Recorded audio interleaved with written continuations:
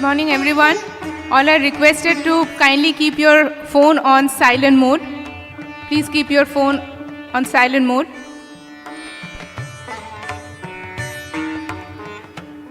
We are awaiting the arrival of our honorable chief guest, so we'll be starting the program shortly.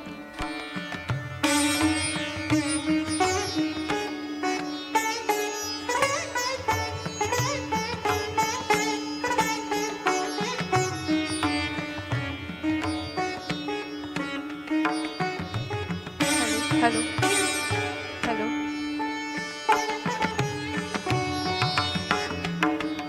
Hello.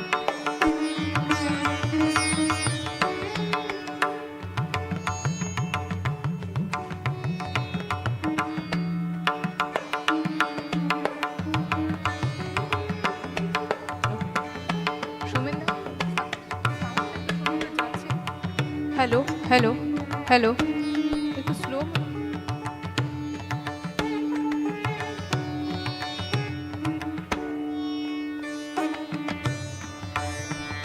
Hello. Hello. Hello. Hello.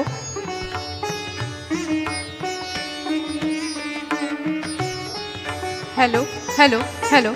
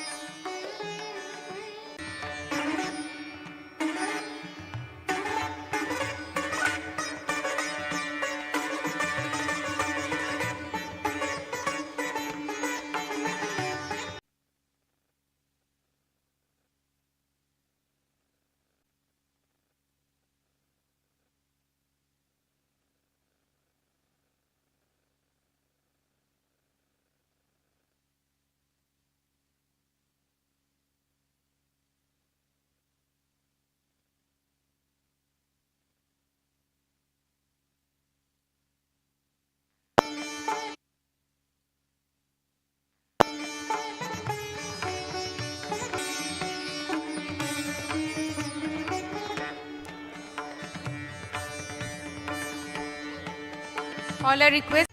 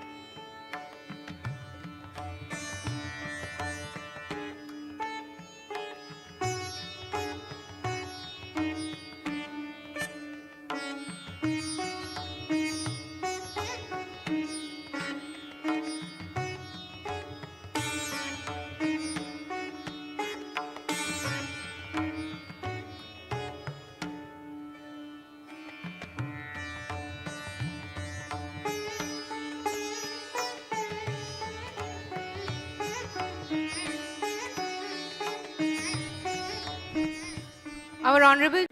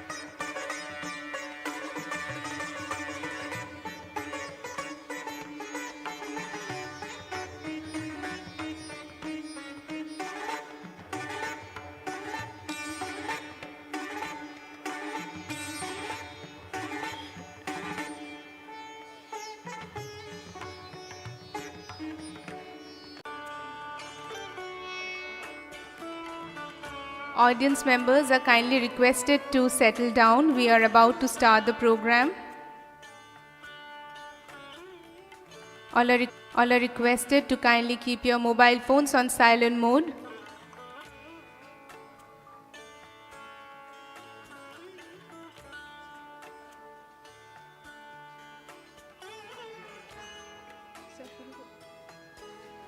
A very good morning to all of you at Dr. B.C. Roy College of Pharmacy and Allied Health Sciences. It gives me immense pleasure to welcome you all to BCRCP Natcon 2025, a national conference that brings together scholars, researchers, academicians, industry professionals, and students under one roof to deliberate, share, and grow together. At the outset, I extend my warmest greetings to our esteemed Chief Guest, Shri Pradeep Kumar Majumdar Sir, Honorable Minister in Charge for the Department of Panchayats and Rural Development and Department of Cooperation, Government of West Bengal, to share his valuable time with us. On behalf of entire BCRCP fraternity, I welcome you, sir, to Dr. B.C. Roy College of Pharmacy and Allied Health Sciences. We also extend our heartfelt thanks to you, sir, for inaugurating the M.L. Shroff Auditorium on this very special occasion. The auditorium, taking inspiration from the contributions of Professor Mahadev Lal Shroff, the father of pharmacy education in India, will be dedicated to academic excellence and cultural harmony. I also take this opportunity to welcome our respected society members, dignitaries, invited guests, and enthusiastic delegates who have joined with us here today. Your presence not only graces this event, but also reaffirms our commitment to excellence in pharmaceutical education and research. We are proud to be hosting this significant event, BCRCP Natcon 2025, which will serve as a venue for confluence of minds and hence to welcome the ever-changing dynamics of technology. The theme for the conference is Beyond Boundaries, Pioneering the Next Wave of Therapeutic Solutions. The sessions lined up over the next 2 days will explore cutting-edge topics with a focus of emerging trends in technology. So, without any further ado, let us begin with the auspicious inaugural session. To begin with this prestigious session, we would like to request our esteemed dignitaries on the dais. At the outset, I would like to request our Honorable Chief Guest, Shri Pradeep Kumar Majumdar Sir, Honorable Minister in Charge for the Department of Panchayats and Rural Development and Department of Cooperation, Government of West Bengal, to the dais.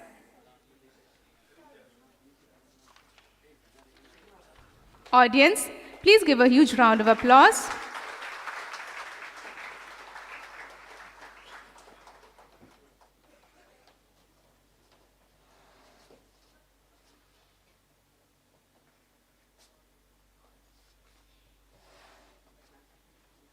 Thank you, sir.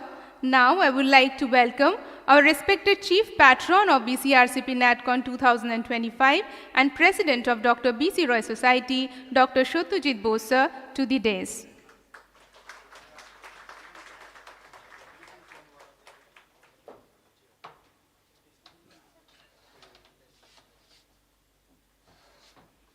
Thank you, sir. I take this opportunity to welcome our respected General Secretary of Dr. B.C. Roy Society and Patron of BCRCP Natcon 2025, Mr. Tarun Bhattacharya, sir, to kindly grace the dais.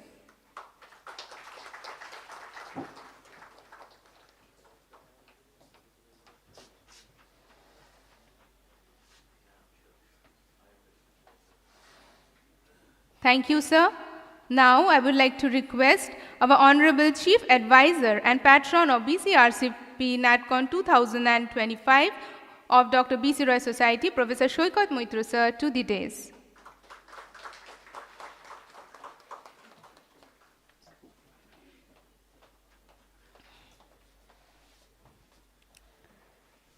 I would now like to request our Honorable Principal of BCRCP and Chairman of BCRCP Natcon 2025, Professor Shomir Kumar Samanto, to the dais.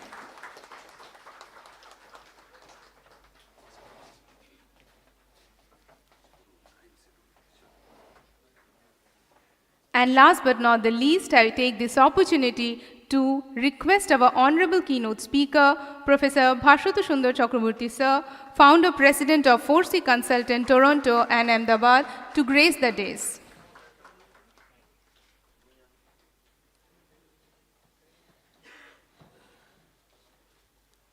As a mark of honor and respect, we would now like to felicitate our esteemed dignitaries on the stage. At the outset, I would like to request our respected President of BC Roy Society and Dr. Satyajit Bose and our Honorable General Secretary, Sir, Mr. Tarun Bhattacharya, to jointly felicitate our Honorable Chief Guest, Shri Pradeep Kumar Majumdar, Sir.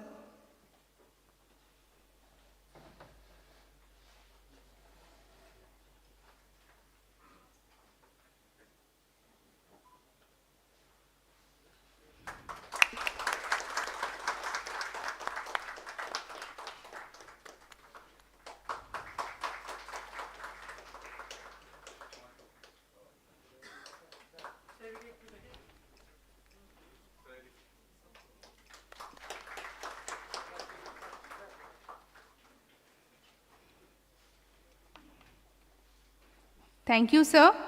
I would now like to request Professor Shomir Kumar Samanto, Principal of BCRCP, to felicitate our Honorable Chief Patron of BCRCP Natcon 2025 and President of Dr. B.C. Roy Society, Dr. Satyajit Bose, sir.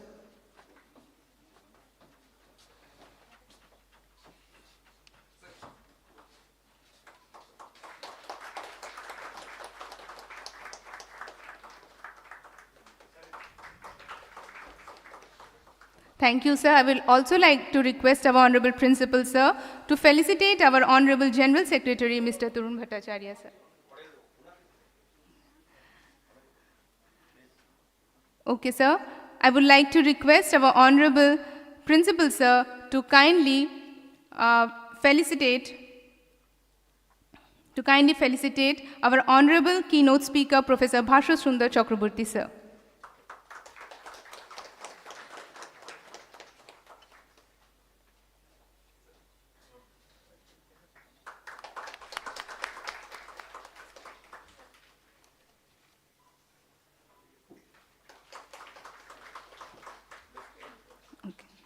Thank you, sir.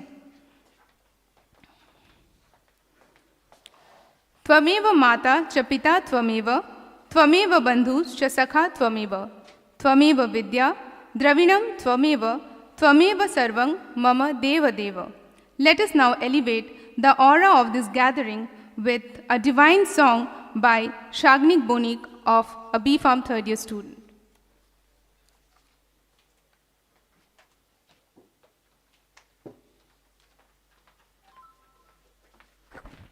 Hello.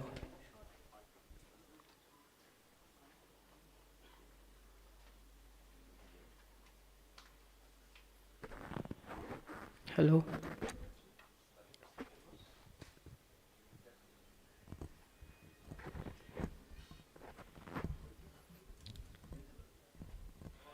মঞ্চে এবং দর্শক আসনে উপস্থিত সকলকে আমার আন্তরিক শ্রদ্ধা এবং বিনম্র প্রণাম জানিয়ে আমি এই শুভ অনুষ্ঠানের সূচনা করতে চাই সরস্বতী বন্দনার মাধ্যমে।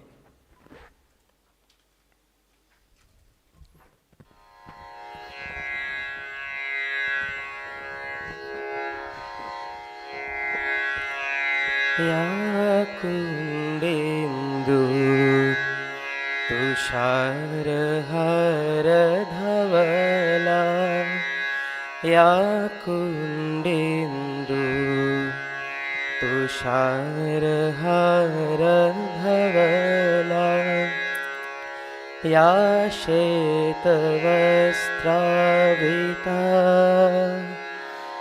या वीणा गुरुदण्डमण्डिताकरा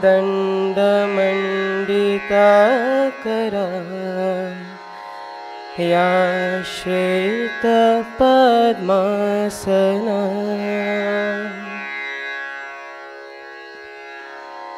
या ब्रह्माच्युतशङ्कर प्रभृतिभिदैवैः सदा पूजिता सा मम पत्तु सरस्वती भगवते निःशेष जाड्यपः सरस्वती नमो नमः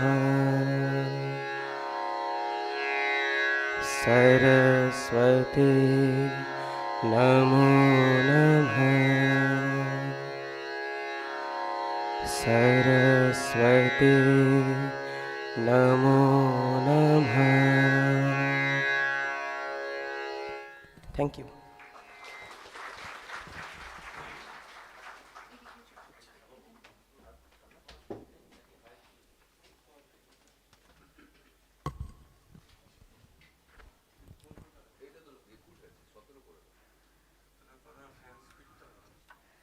Symbolizing growth, sustainability, and blooming of knowledge, we shall now proceed to the inaugural of the conference by the traditional gesture of watering the sapling. We request our esteemed Chief Guest Sir and dignitaries on the dais to do the honors. I would also like to request Honorable Society members and dignitaries seated in the front row to kindly join in for the ceremonial watering of the sapling.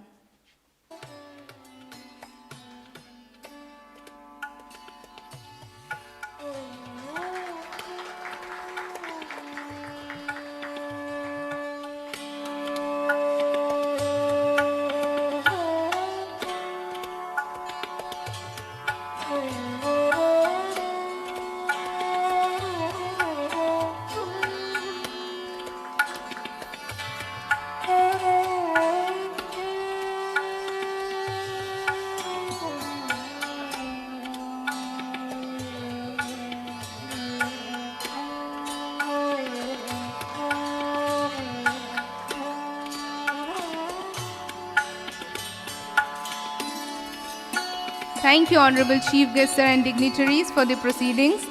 I now request Professor Shomir Kumar Shamanto, respected Principal and Chairman of this grand event, to deliver the inaugural address and formally declare the commencement of BCRCP Natcon 2025, sir.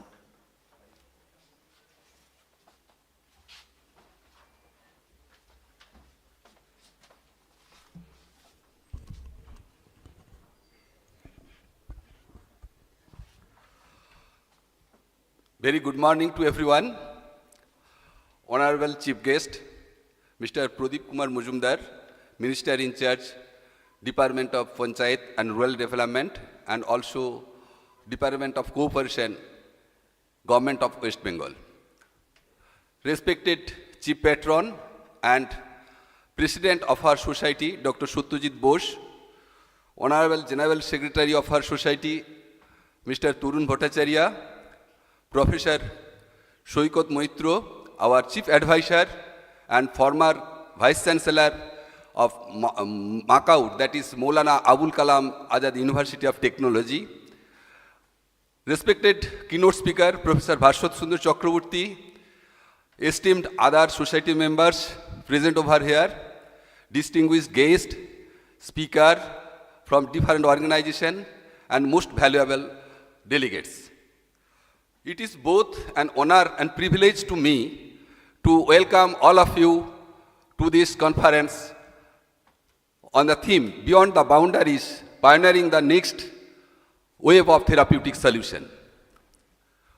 On behalf of organizing committee, it gives me immense pleasure to extend warm greetings to each of you who has gathered over here to explore, to exchange, to extend the horizons of therapeutic innovations.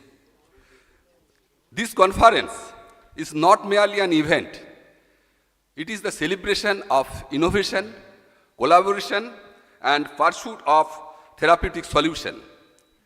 The theme, Beyond the Boundaries, reflects our ambition to overcome the traditional approach and explore the unexplored territories in the field of pharmaceutical sciences.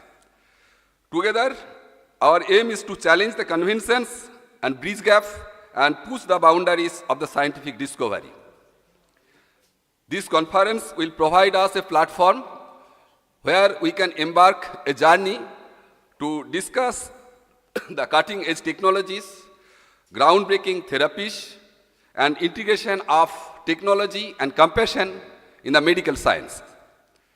I am proud that this conference is organized by our esteemed organization, that is Dr. B.C. Rai College of Pharmacy and Allied Health Sciences, which is a hub of knowledge, research and development for many years. The effort of our staff and faculty members, students, management, and entire organizing team has arranged this wonderful platform where the researcher, academician, industry expert, policy maker, students come in a same platform to share their ideas, experience, and insights. Pharmaceutical technology, which is rapidly advancing, driven by the innovations like artificial intelligence, machine learning, mRNA technology, and so on. Artificial intelligence and machine learning, which has made a revolution in the field of drug discovery by enabling the predictive models which streamline the research, reduce the cost, and accelerating the development of personalized medicine. Personalized medicine, which tailored the treatment on the basis of genetic makeup of an individual. Really, it is a transformation in the field of patient care, reducing the side effect and increasing the efficacy.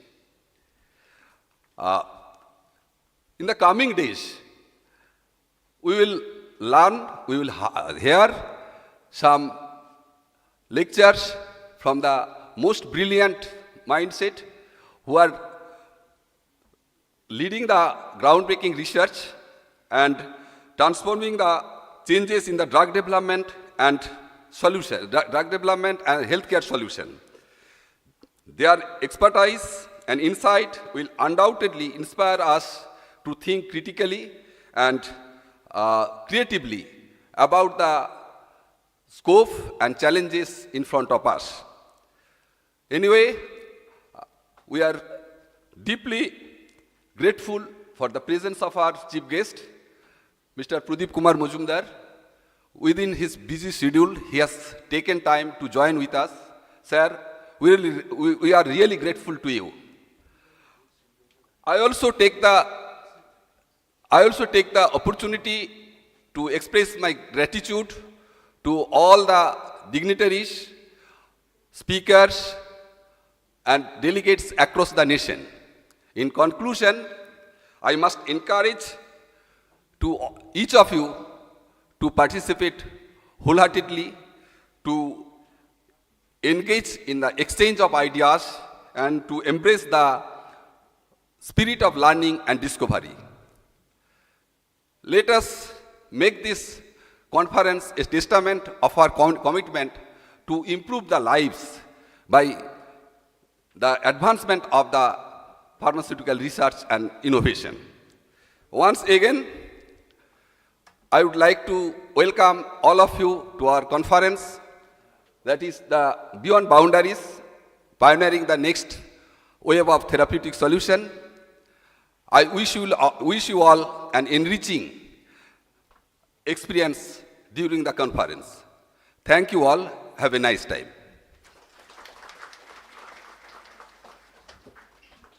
Thank you, Honorable Sir, for the insightful inaugural address. I would now like to request our Honorable Chief Patron and President of the Society, Dr. Satyajit Bose, sir, to address the conference.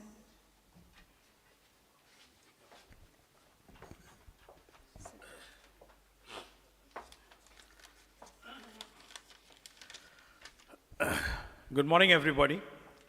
It's my pleasure to have Mr. Pradeep Majumdar with us. He is not only a minister but a great educationist and one of the most literate persons that we have in this gathering today. And, and we have our General Secretary, Mr. Tarun Bhattacharya, our Chief Advisor, Mr. Saikat Moitra, Principal Shamantu Sahib, and also Professor Chakraborty from Canada, and a host of other intellectuals from all over, and my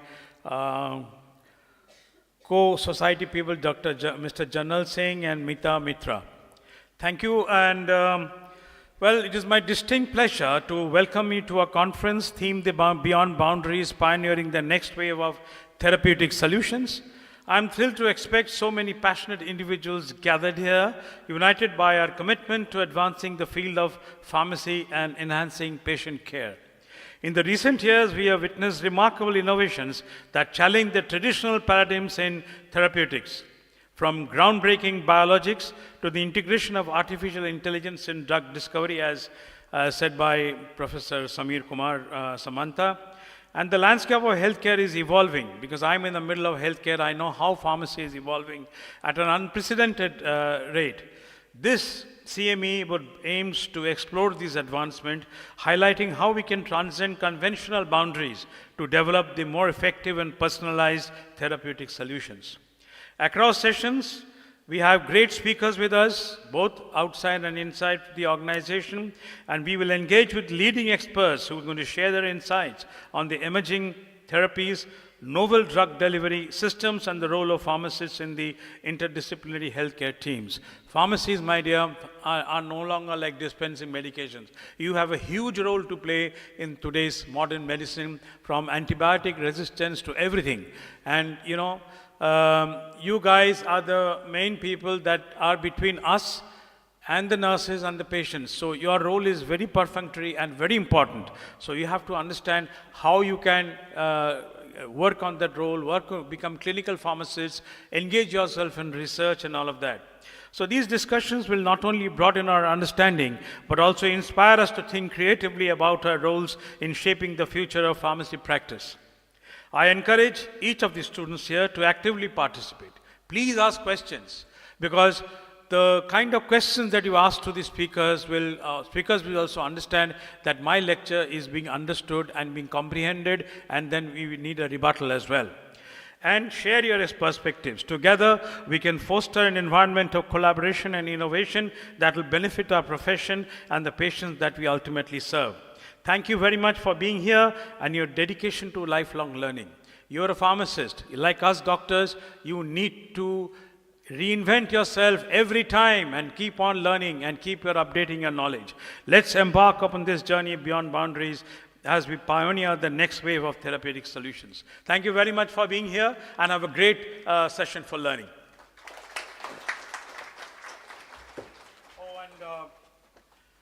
I'm the chief patron, but I also have responsibilities in the hospital as a cardiac surgeon. And as I was lo behold, what happened, this patient that they have taken to the OT has developed some low blood pressure problems, and I'll have to rush. Please excuse me for going away just now, and thank you very much for being here.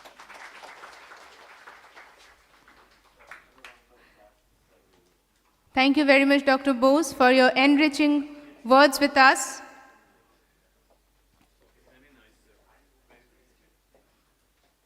I would now like to request our esteemed General Secretary, Mr. Tarun Bhattacharya, sir, to share his valuable insights for this conference, sir.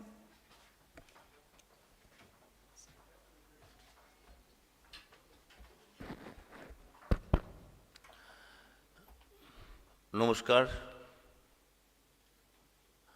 আমি প্রথমেই আজকের যিনি প্রধান অতিথি মাননীয় মন্ত্রী শ্রী প্রদীপ মজুমদার, তাকে অভিনন্দন এবং ধন্যবাদ জানাই,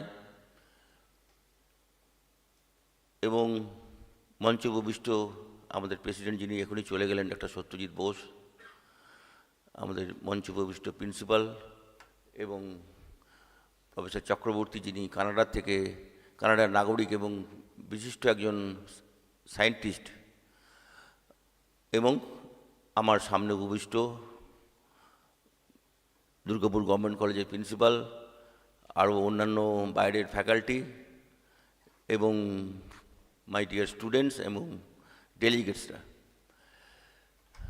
আমি শ্রী প্রদীপ মজুমদারকে ধন্যবাদ দিতে চাই আরও বিশেষ করে এই জন্যই যে আমি যখন ওনাকে রিকোয়েস্ট করেছিলাম এই অডিটোরিয়ামটি উদ্বোধন করার জন্য এবং এই প্রোগ্রামটা আসার জন্য, তো আজকের দিনটা হচ্ছে শুক্রবার, পুরোপুরি ওয়ার্কিং ডে। এখন একটা cabinet minister, senior cabinet minister, যার হাতে অনেকগুলো ডিপার্টমেন্ট আছে, তার পক্ষে আসাটা সত্যি খুব কঠিন।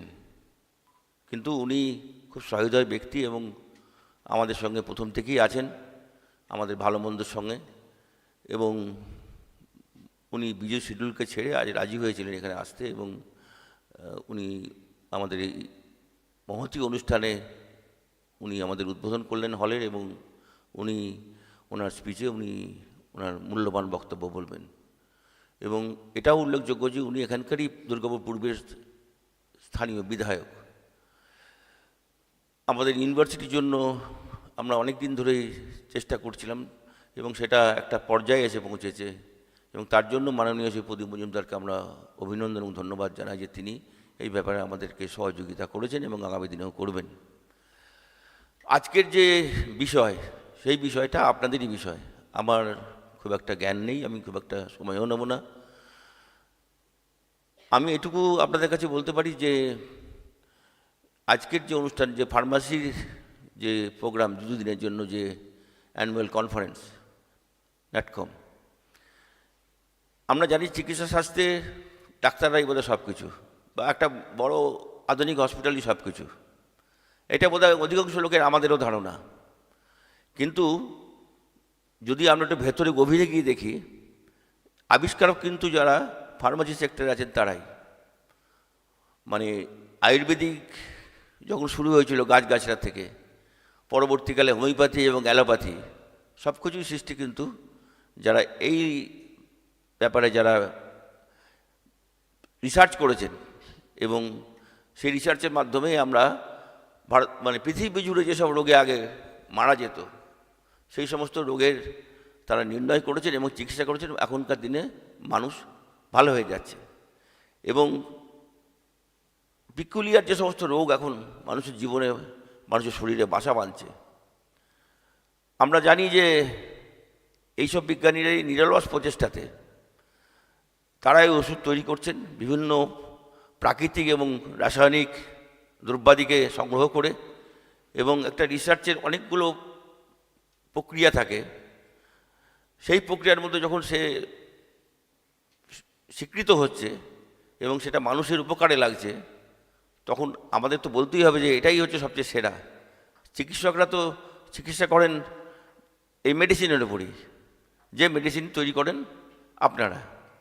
আমি আপনাদের বলতে চাইছি এই কারণেই যে ফার্মাসি সেক্টরটা কিন্তু শুধু ফার্মাসি মানে ওই মার্কেটিংয়ের জন্য নয়, ফার্মাসিটা মূলত হচ্ছে যে কোয়ালিটি অ্যাসুরেন্স এবং প্রোডাকশান এবং রিসার্চের জন্য। তো আমরা এর আগেও একটা ইন্টারন্যাশনাল কনফারেন্স করেছি এই ফার্মাসি কলেজেই, এবং আমাদের ইচ্ছা এবং আমরা ডিসিশন নিয়েছি যে আগামী জানুয়ারি মাসে আমরা একটা ইন্টারন্যাশনাল কনফারেন্স করব আবার নতুন করে, এবং সেখানে পৃথিবীর অন্যান্য জায়গা থেকেও আরও সায়েন্টিস্ট যারা আছেন, যারা এই সমস্ত গবেষণা করেন, তাদেরকে নিয়ে আসবো এবং আমরা বড় করে সে অনুষ্ঠান করব। এবং করার মূল উদ্দেশ্য হচ্ছে আপনারা যে আগামী দুদিন ধরে যে আলোচনা করবেন, ডিসকাশন করবেন এবং একটা সিদ্ধান্তে আসবেন, সেই ব্যাপারে যাতে আমরা উপকৃত হই এবং গোটা মানব জাতি যেন তার দ্বারা উপকৃত হয়। এবং আপনাদের সবাইকে এই যে উদ্যোগ, এর সাফল্য কামনা করে এবং সবাইকে অভিনন্দন এবং ধন্যবাদ এবং নমস্কার জানিয়ে আমার কথা আমি শেষ করলাম। নমস্কার।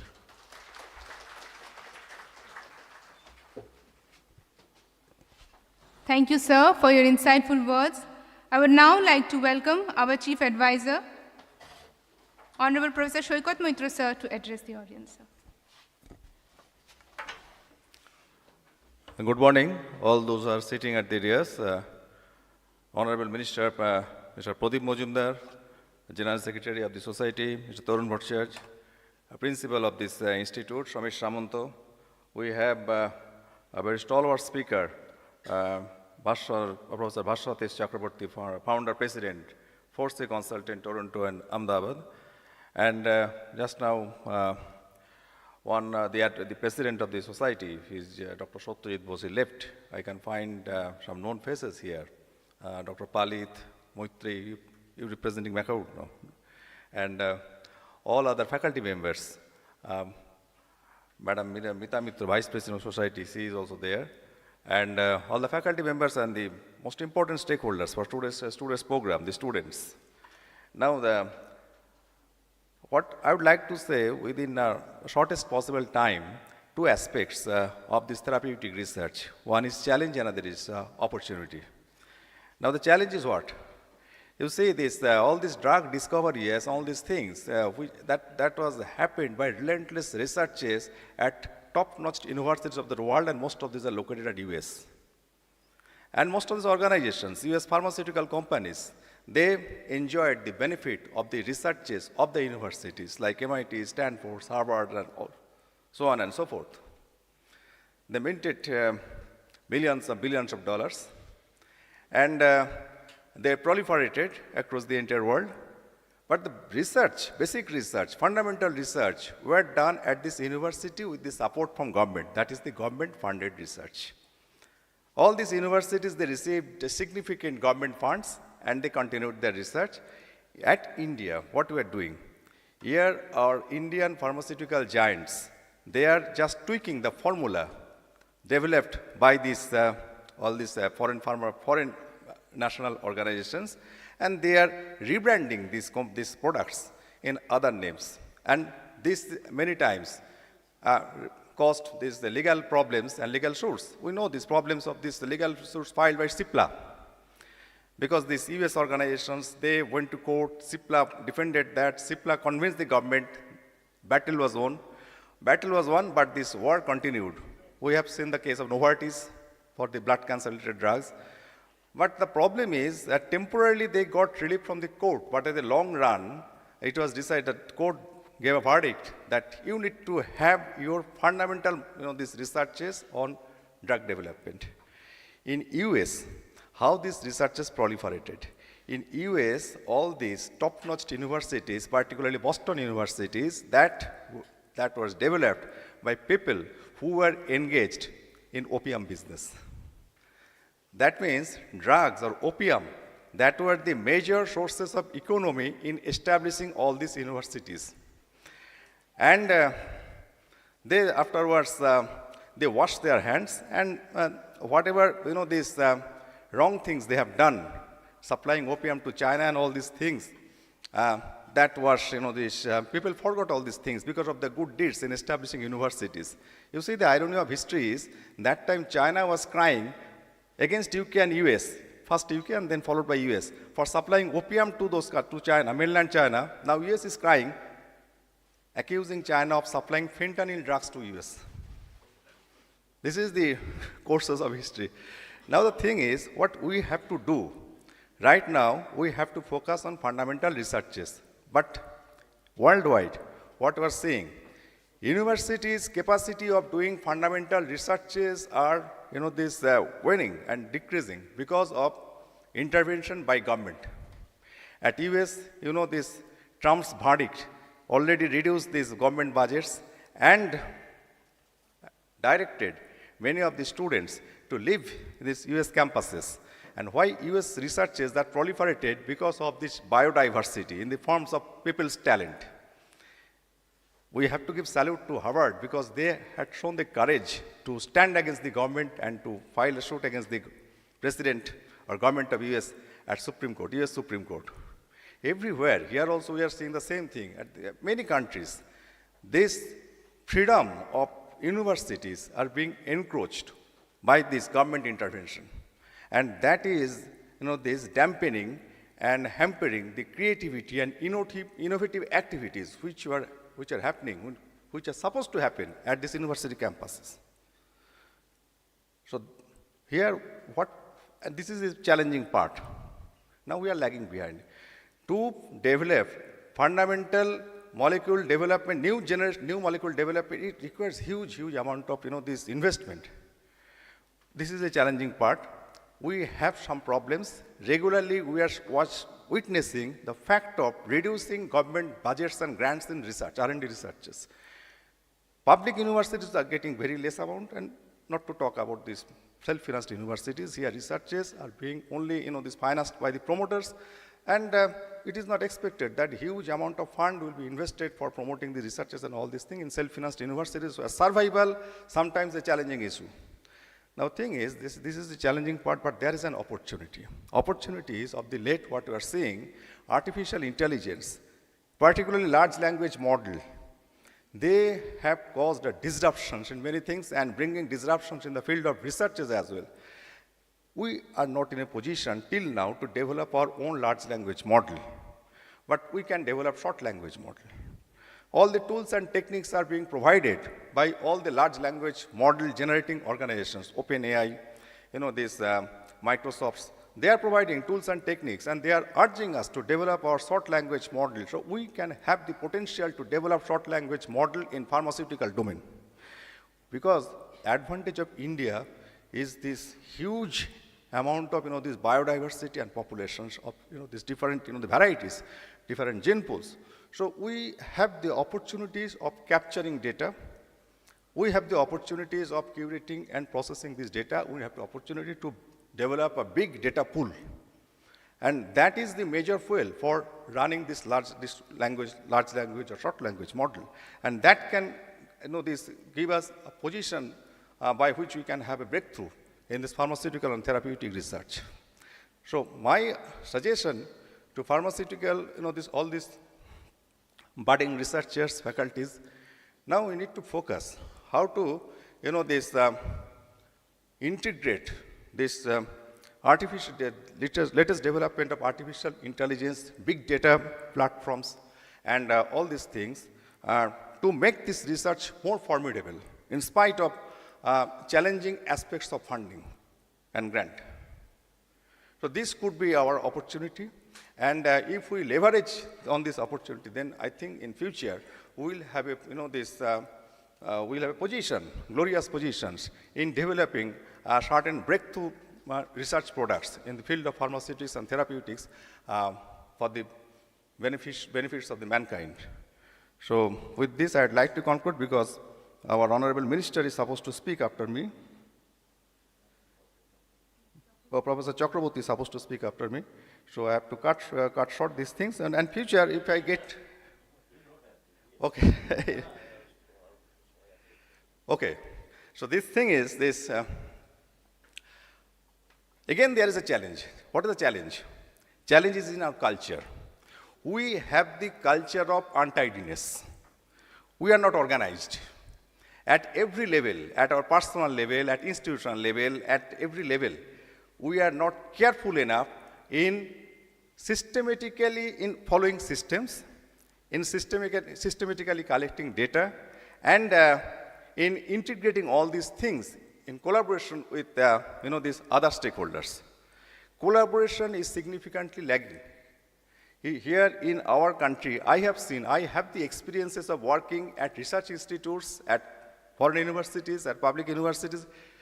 I have seen, and many times I have resisted the culture of doing, this silo-based research, remain in our own domain. I know in the university also, pharmaceutics doesn't have any interface with computer science. So these sorts of culture we need to give away. And here, let us start from our case. Here we have 4 different colleges. We have different departments. So let us have a systems of applying the technology in the most formidable manner and to capture data and to collect data because hospital is there. In our hospital systems, in public hospital systems, no system is existing at all to capture data in a meaningful manner. And in private systems, data sometimes are this hidden. So this sort of culture, this we need to, as micro level, macro level, local level, national level, we have to give up for the benefits of the entire country. And then only we can survive as a nation. We can thrive as a nation. So I think I should not continue more. So thank you very much.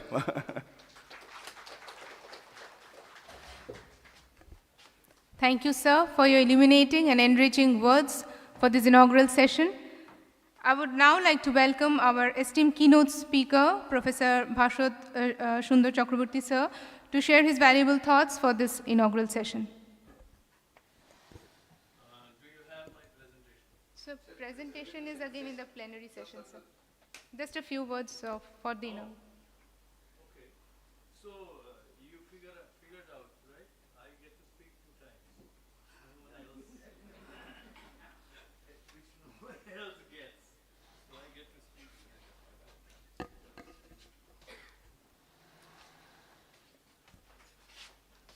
Sir, you comfortable, please. Yeah. All right. When is that session? So soon after the inaugural session, there will be a tea break and then, so maybe Okay. within 15 minutes. So would I get another cup of coffee? Sure, sir. Okay. As Good. many as you want. Oh, no, just one. Honorable Chief Guest, Pradeep Mojumdar Sahib, Principal Professor Shamir Shamanto, Mr. Moitro, Dr. Moitro, আমি হয়তো টাইটেলটা ঠিক বলছি না, আর Dr. Bhattacharya. Okay, I'll start with an anecdote, how research helps you not only in innovation, discovery, also in real life, okay? So, I was a civil servant with Canadian government. I was with Canadian FDA. And after that, I came out to the public sector, or private sector, what you call in India. And Dr. Bose is not here, otherwise. How many of you have heard of Cardizem of Pfizer, Cardizem OD? The principal work was done by my team, which I led. And then this is the second story. Listen to this. If necessary, I'll translate it into Bengali. Ba Banglai bolte pari, jeta apnader preference. So what happened? I started working in India in 2005, when I was my late 40s. Okay. So I thought I would work for a couple of years and go back to Toronto.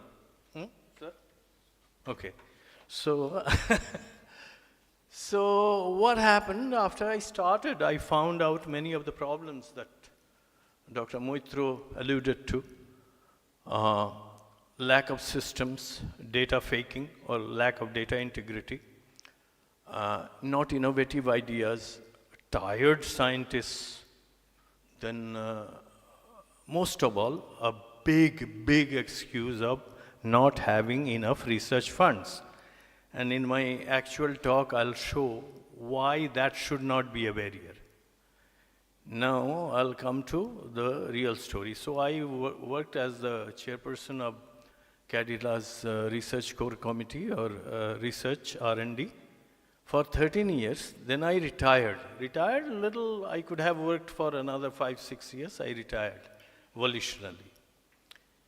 So, in my 12th or 13th year, and this is where you have to pay attention to what I say, okay, sirs, on the dais.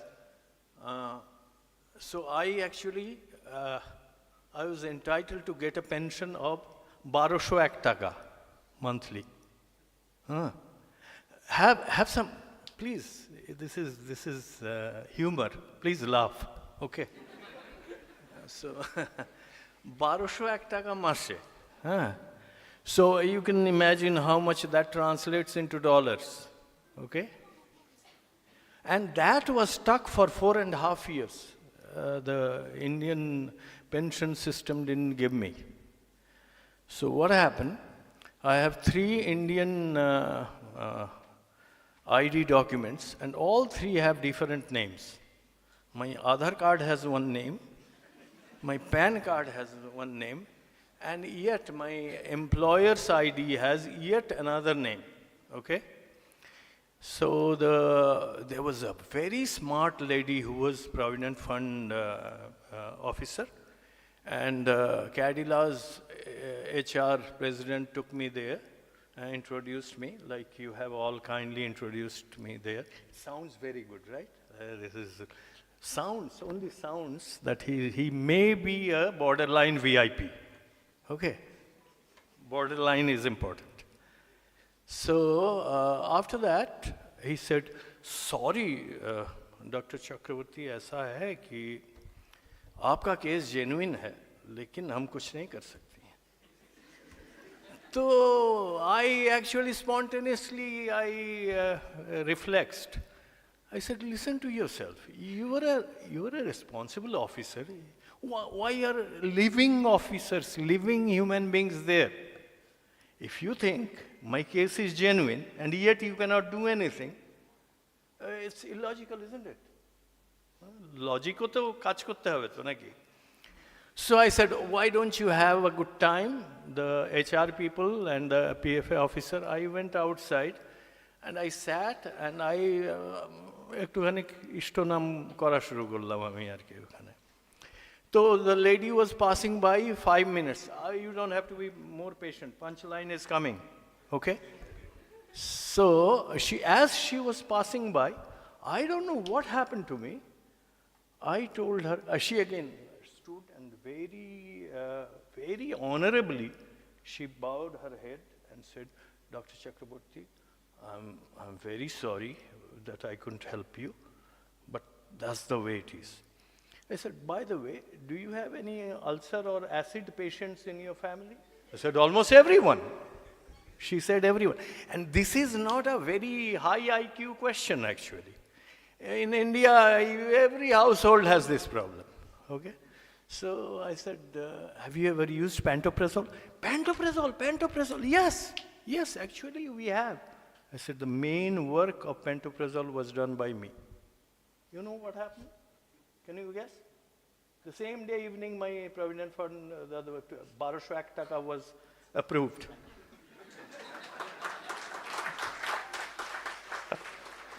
So research has that kind of impact too. And I'll take a couple more minutes, and I want to show you a couple of slides when I do give my actual lecture. Our innovation, pharmaceutical innovation in India, and I'll give you a list of probably 24 companies there, at least 24 companies. Their phase 1 innovation up to phase 1, beyond preclinical.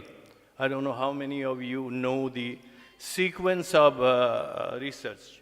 Sequence of research is discovery, in vitro, preclinical, roughly. Phase 1, phase 2, phase 3, and post-marketing. So phase 1 actually, the Indian rate is internationally equivalent or better. Phase 1 is the new drug, newly discovered drug or newly innovated drug, like long-acting preparation or something, first time being tried in healthy human beings. The rate is just about the same, and timelines are just about the same. It is when it goes beyond phase 3 and approval process, then, and I'll tell you 3 of the largest trials where I was a part of those trials, those stories as well. Those are real, as it is anecdotes actually, as it is what happened. So it's a myth that India has many problems, but India has many strengths as well. So if we can, you know how mind works? Mind is never continuous. You have all read about action potentials, right? How long does it take for an action potential to rise and fall? How long? Milliseconds, right? Maybe less, microseconds. That's how phenomena actually really exist. It goes like that. The mind connects them. Mind connects them as though they are continuous. I don't know if you are following this. So India has all the strengths. Indians have to connect them. Okay? Is that good enough for this talk? Okay, thank you.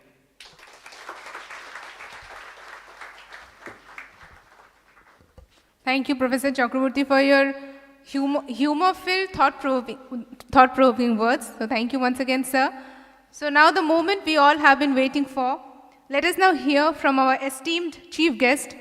I take this opportunity to welcome Honorable Chief Guest Shri Pradeep Kumar Mujumdar, sir, Minister in charge for the Department of Panchayats and Rural Development and Department of Cooperation, Government of West Bengal, for sharing his precious words with our audience.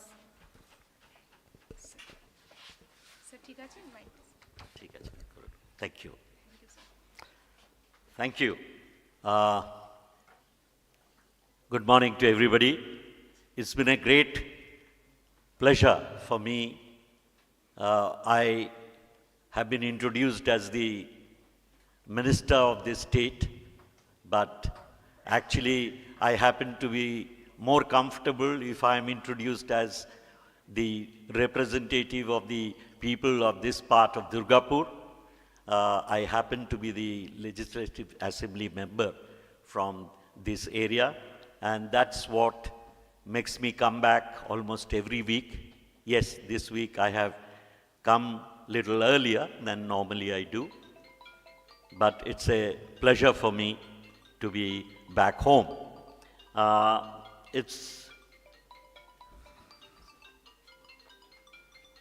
Sorry.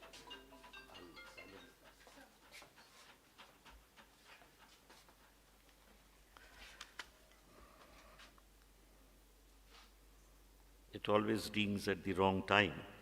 That's the problem.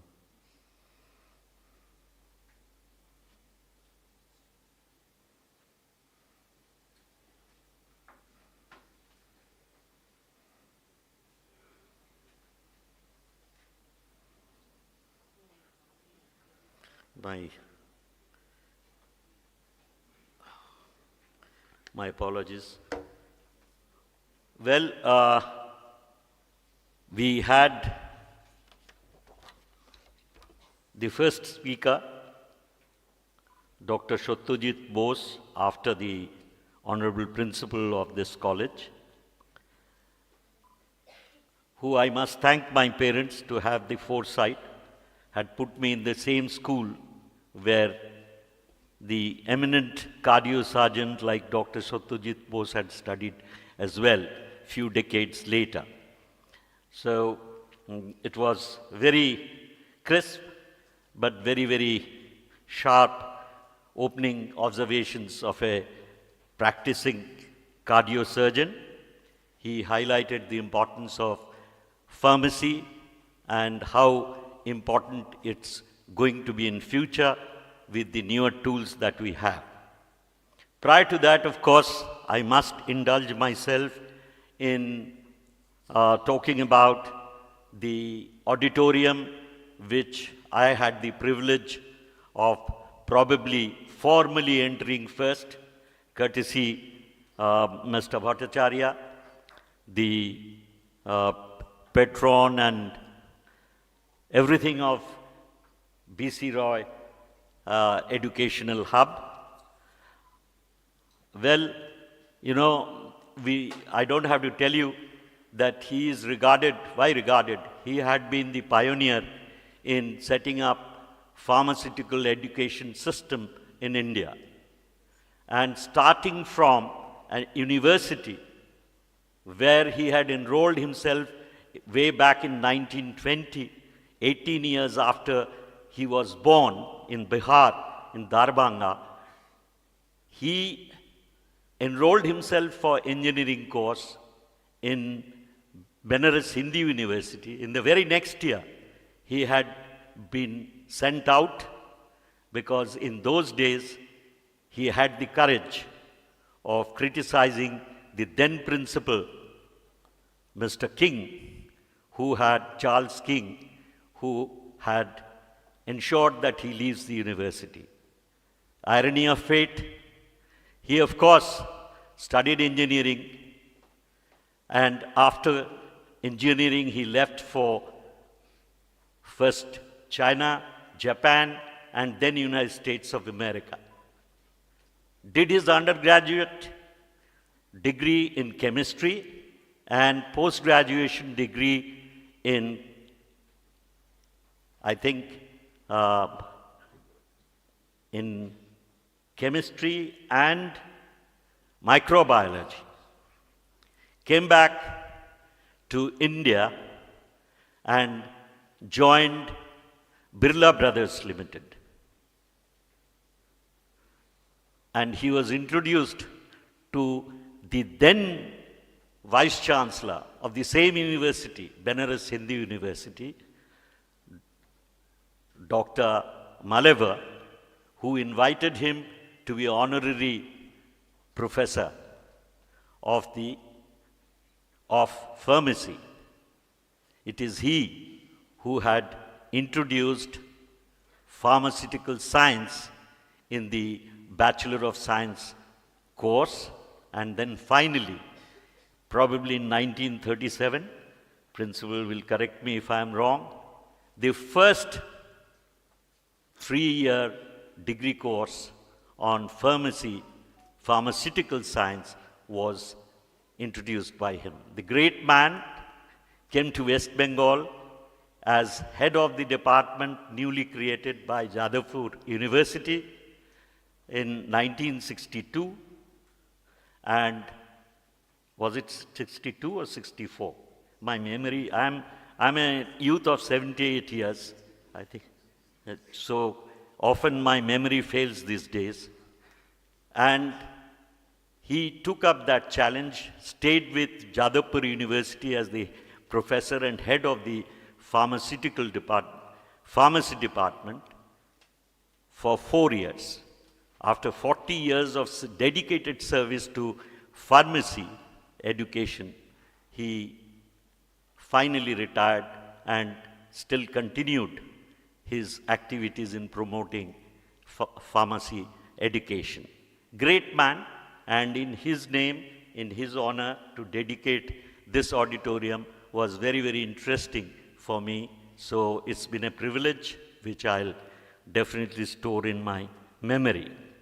Now, I was really not aware what was the real subject of discussion today. Usually, a person who has different discipline, worked in different discipline, of course, outside India and within India, has very little knowledge about the pharmaceutical research. But what we know for sure, that most of the pharmaceutical research, as has been mentioned by Dr. Moitra, a very renowned educationist, had been our MacAut Vice Chancellor and now the Chief Advisor of this group. He had explained the challenges that we have both here and abroad. But it is a fact, I don't know the history, whether all research were funded by opium money or ill-gotten money, but it's a fact today. Most of the research work in the developed countries are definitely done by the universities, but bulk of the funding comes from private sector, what we call private sector. That's the reason it doesn't take a dime for the management of Harvard to spurn the threat that even the President of the United States of America can throw at them. Because their funding is not dependent entirely on the government funding. And there are many universities in the United States of America involved in research, both in health or in other domain, which does not receive a penny from the government of the United States of America. They attract students, they train them, many of them stay put in research in that country, and they prosper. We had done a quick survey, and we realized 38% of the scientists involved in basic research work in innovation in US and Europe were from Indian origin. So, to me, the biggest resource that India has is of the great human resource, and you are part of it. We had battled for patent protection. Like decades ago, even in Europe, Switzerland had fought against their sister countries just to make sure that these scientists who had to leave the shore of India and find their mind satisfaction in paying opportunities to advance their research be given opportunities to work in India itself. I had the privilege of being a founder director of such a multinational company in India, which devotes still only in research. They sell their research findings, partly or even patented technology, to various organizations with priority to the basic financial, the organization which had helped to create this company. And today, I think they have patents of more than 800. The logic was that if 38% of Indians can go offshore to fulfill their aspirations of getting involved in world-class innovations, patentable innovations, then why not give them the opportunity in India, despite the lack of systems and lack of other associated problems that Dr. Chakraborty, quite in lighter vein, mentioned, but very loaded statements he made. I'm very sure the biggest resource of India continues to be our human resource. And therefore, this kind of educational institutions, which are now being encouraged to flourish, to develop, so that we can really train our highest number of youth in the world today to get involved in more productive and beneficial work. We are meeting here today, which is the World Malaria Day. You know, malaria, the deadly disease, the cure was found in India itself. Of course, we cannot but remember Dr. Russell, but most of the scientists who worked behind the scene had been Indians. So we had that research bent of mind. We had difficulty of problems of lack of appropriate infrastructure. Today it is possible. Bulk of our artificial intelligence you are today excited about. You will find most of the brains are from India, which are actively making use of this technology. That should make it easier for us to really go beyond the common, if not conventional, perception about the pharmaceutical or the clinical solutions. It should make things much easier to convert our dreams into reality. But we must dream. An educational institution like this should help not only in training you, but also ensuring that you dream about beyond the boundaries to really contribute to the society for a better tomorrow. And there are many tools which are available in the country, outside the country. World has got smaller because of various technological innovations. We should take advantage. And like Dr. Moitro said, this institution has other faculties, other disciplines. Convergence should start at home so that you know that we are member of the citizen of the world. We should be in a position to access what is available to be accessed.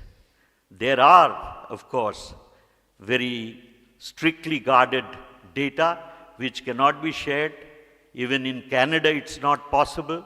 The patent laws equally apply in Canada, United States, all developed countries, and even in India today.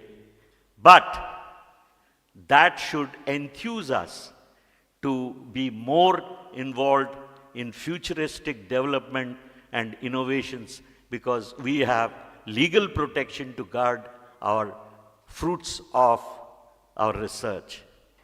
So I wish these 2 days conference that you have should help you to gain greater confidence and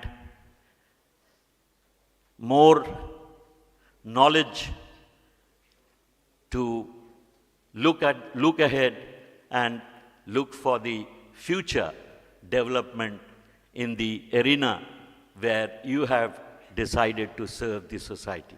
I wish the conference all success and my best wishes, particularly to the students and the future research workers, clinical support that you want to extend through various forms. I wish you all success in your career. Thank you so very much for giving me this opportunity. I wish you all success in today's and in your future endeavors.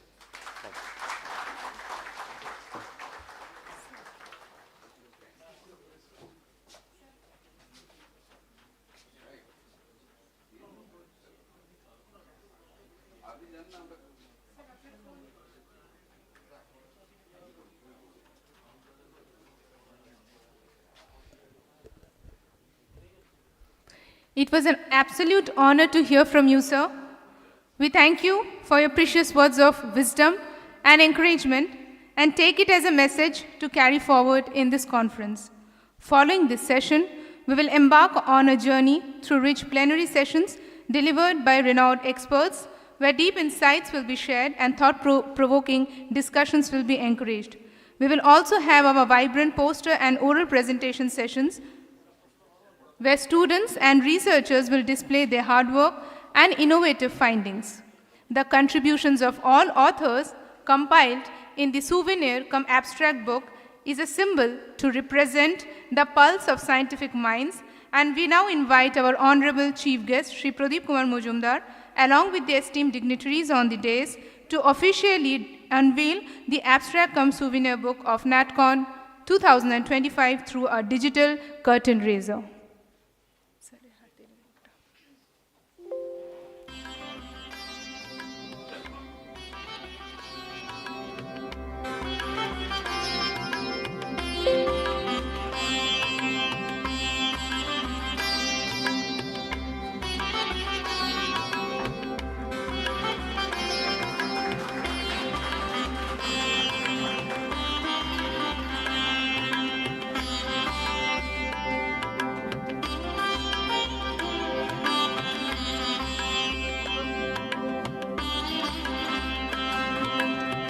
Thank you, sir.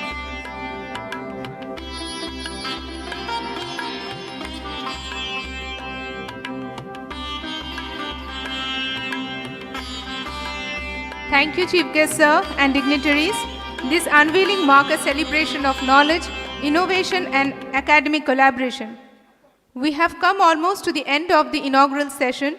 To formally acknowledge the proceedings, I now invite our IQAC coordinator Professor Shobroto Ray to deliver the vote of thanks.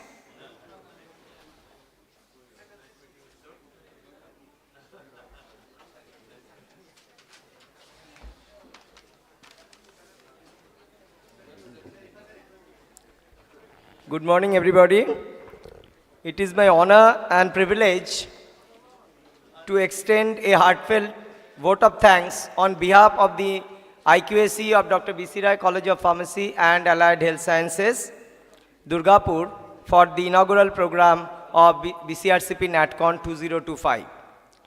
First and foremost, I would like to express my deepest gratitude to our esteemed chief guest, Mr. Pradip Majumdar, Honorable Minister in charge, Department of Panchayats and Rural Development and Department of Cooperation, Government of West Bengal, for gracing this occasion with his presence and for inaugurating the MLSTOP auditorium, the conference, as well as for the release of the souvenir cum abstract book that have set a perfect tone for the start of this event.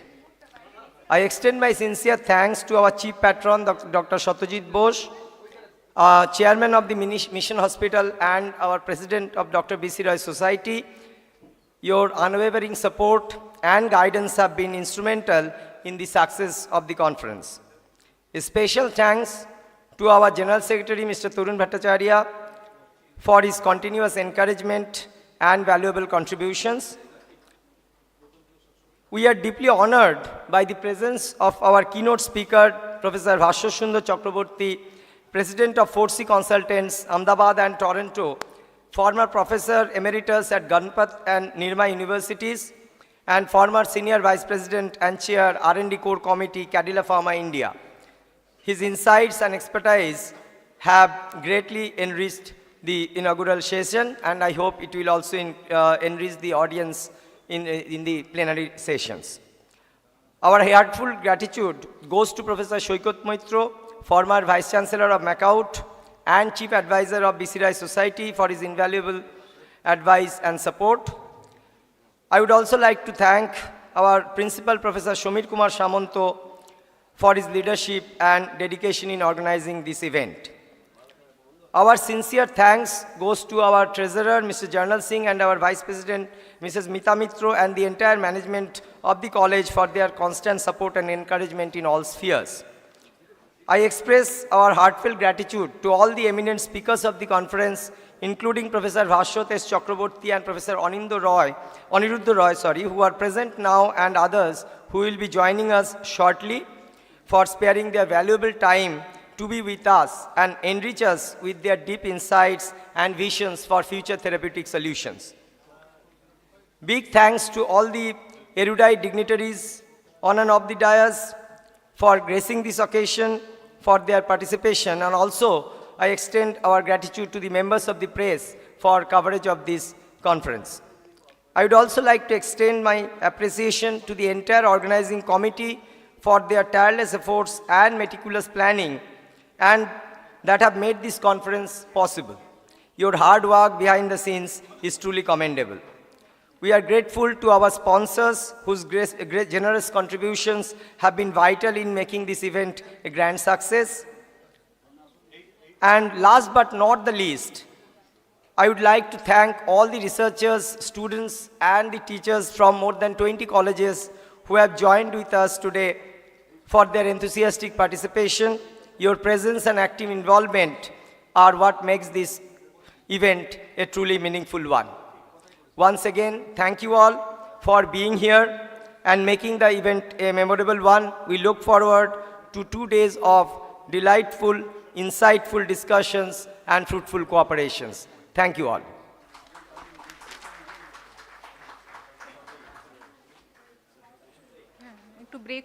Tea break. Thank you, Professor Ray, for delivering the vote of thanks of this inaugural session. Let us make the most of this academic fest, ask questions, share ideas, and build bridges of knowledge. With this note, we conclude the end of the inaugural session. I once again thank all the dignitaries on and off the dais for gracing the inaugural session, with a special note of heartfelt gratitude to Honorable Chief Guest Shri Pradip Kumar Majumdar Sir for sharing his valuable time with us. I now request all of you to move on to the tea break session for just as short as possible. Let us make it within a time frame of 5 to 10 minutes so that we can join immediately for the first plenary session.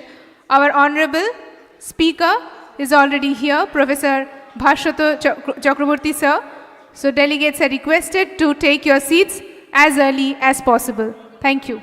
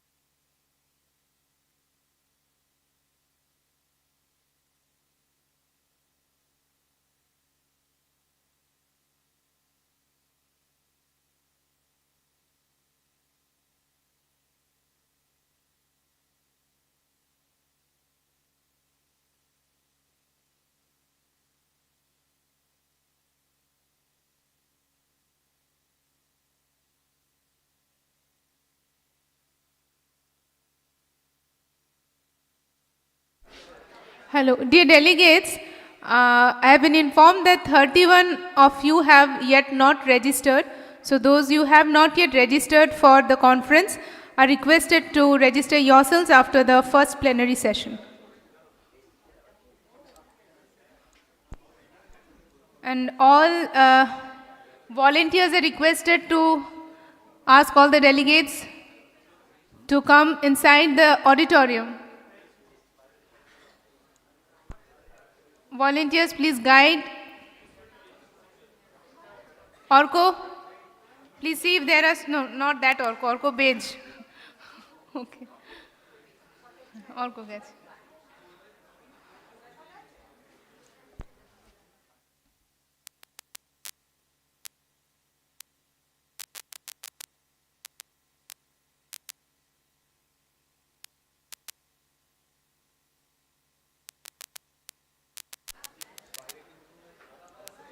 খুব একটা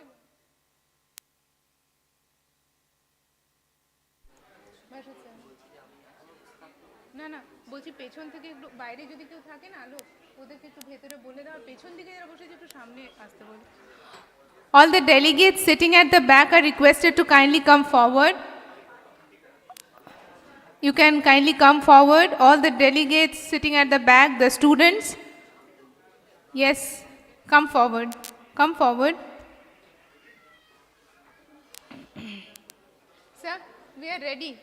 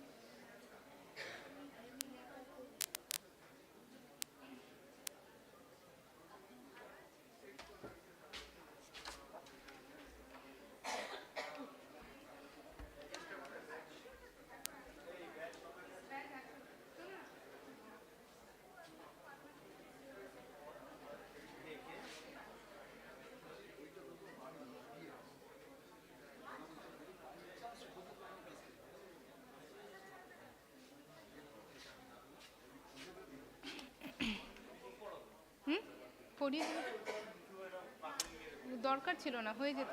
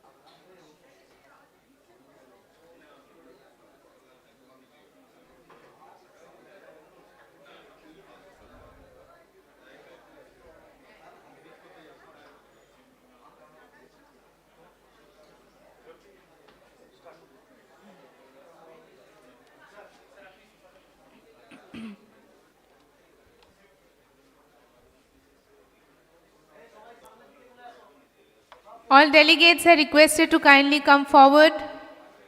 There are a number of vacant seats, empty seats towards the front rows. So kindly come forward. Volunteers kindly assist. Volunteers kindly assist. All delegates sitting in the last 3 rows are requested to kindly come forward and take their seats in the 2nd, 3rd, 5th, 6th rows. They are vacant. Please make it fast. Our speaker, sir, has already arrived. Please make it fast. Please vacate the last 3 rows and come forward. On both the sides, the last 3 rows. I once again repeat, the last 3 rows.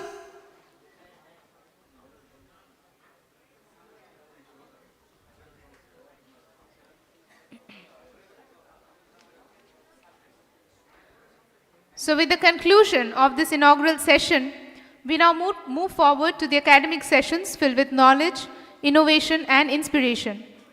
We are greatly honored by the gracious presence of the first esteemed speaker of the plenary session, Professor Bhashwat Sundar Chakraborty at BCRCP Natcon 2025.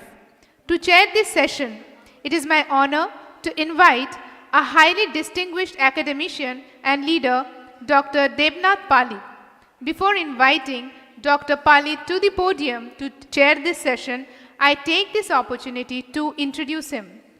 Dr. Palit currently serves as the principal of Durgapur Government College, a premier institute of higher education in West Bengal.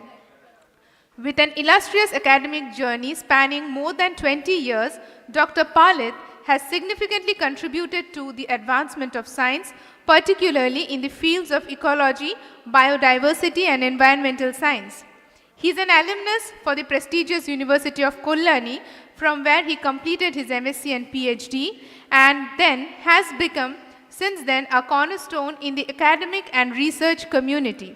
His area of expertise span wetland ecology, biomonitoring, ecotoxicology, environmental remediation, and biodiversity conservation.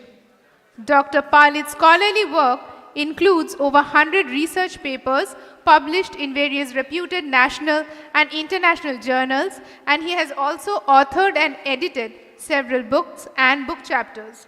His research has received global recognition, particularly in sustainable environmental management and conservation strategies. In addition to his academic and research accomplishments, Dr. Palit is known for his dynamic leadership and administrative excellence, steering Durgapur Government College toward new heights of educational excellence. Beyond his professional achievements, Dr. Palit is also a mentor and motivator and inspiration to students, researchers, and peers alike. It is indeed a great honor to have him chair this plenary session and lend his wisdom and vision to today's proceedings. Please join me in extending a warm and enthusiastic welcome to Dr. Palit. We are truly privileged to have him guide today's first plenary session. You're welcome, sir, to the podium to introduce Honorable Speaker, Sir, Professor Bhashwat Sundar Chakraborty, and welcome him to delegate the session.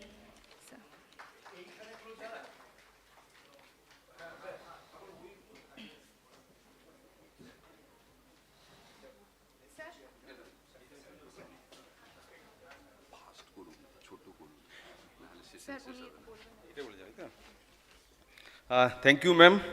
Thank you, Professor Samanto, for inviting me. It's my pride privilege to welcome to you all and introduce one of the renowned and outstanding researcher, academician, Professor Dr. Bhashwat Sundar Chakraborty. You know, in the inaugural session, he had say a little bit of time on the 5 minutes regarding the seminar. So, Professor Dr. Bhashwat Sundar Chakraborty graduated with B.Pharm honors from IIT BHU and a PhD in pharmacology from University of Saskatchewan, Canada. He is a former professor emeritus of Ganpat University and Nirma University, India. Before this, Dr. Chakraborty was senior VP and chair of R&D Cadila Pharma India and President of 4C Consultant Toronto, Canada. Prior to that, he was Director of Pharmaceutics at BioValley International Canada and a Senior Regulator at Health Canada, Government of Canada. Dr. Chakraborty has served as the Chairman, Pharma and Healthcare Panel, CII, and Senior Regulatory Advisor, New Drugs, Davos Research Foundation, India. He has also had various honorary important academic, industry, and government positions in Canada and USA. He has led one of the largest clinical trials coming out of India, trials of 2 international blockbuster drugs and 3 new drugs in India. Recipient of many honors and grants, Professor Chakraborty has 126, I repeat, Dr. Professor Chakraborty has 126 scientific papers, 68 full-length articles, and 48 abstracts in referred international journals, and he has led and reviewed more than 1,200 projects. Again, I repeat, 1,200 projects. Please have a big round of applause for him.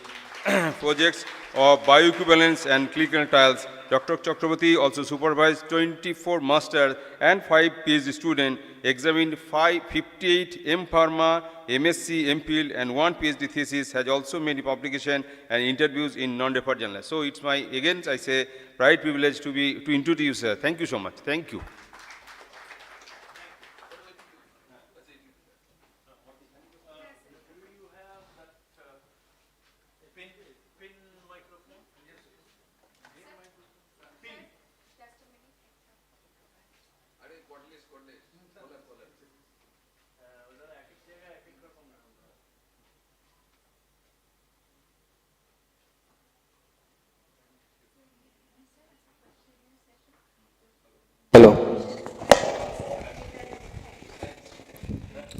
Hello.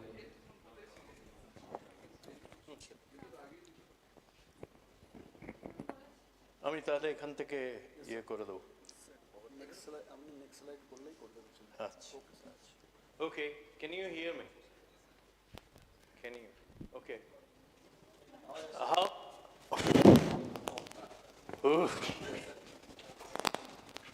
So when someone introduces you with those many big words, after that, wouldn't you like to say, who is this guy? See, my first humor flopped. That also happens. So don't take any compliments right into your head. And that's the first quality of being a good researcher. No matter how good you are in your mentation process, in your intuition, 3 qualities make a researcher a researcher. And I'll also say other 3 qualities which makes an administrator, like Dr. Shamanto. These are slightly different qualities. The 3 qualities which makes a researcher, first is a clear introspection. Introspection doesn't mean playing with your emotions inwardly. You can feel very depressed and go schizophrenic, actually, if you meant too much, introspectively. Mentation and introspection go hand in hand. Meaning, I'll give you example, actually. If I cover that, that's more important than this guy. Okay, that. So, mentation and introspection, they go hand in hand. And mentation means asking the right questions and trying to get the right answers. And it is a misconception in older cultures like India, Japan, China, and you draw a line through the Middle East, and all the countries towards the east, they're all older culture. They believe more in intuition. They don't believe so much in experimentation. And that's where they go wrong. Okay? So you'll find in India, এত লেখাপড়া শিখে আর কি হবে এরকম বলে না, তো করে তো খেতেই হবে। So, and the tone is so theatrical then you may think like, what was Einstein doing all his life, or Newton? I mean, उससे अच्छा तो पापड़ बेलना था, नहीं? So mentation and introspection, asking the right questions, both inwardly, intuitively, and through right questions, through experimentation. Experimentation constitutes the didactic side of a researcher, and introspection, observation, constitutes the inductive side of a researcher. And the third quality is to be so flexible that even if you don't have enough funds, you can bring your ideas to the light. Okay? So I all these 1200 projects and all that, they sound very well, but I am one of you. And most of you are much better student than what I was, probably. So I'll give you a simple example. So when I joined Canada, I was 22, 23 years old. And I insisted that I do a project which is more psychiatry oriented. Why? I grew up doing meditation. So I understood a little bit of how mind works. Very little. But I insisted. And somehow the College of Psychiatry also gave an approval of that.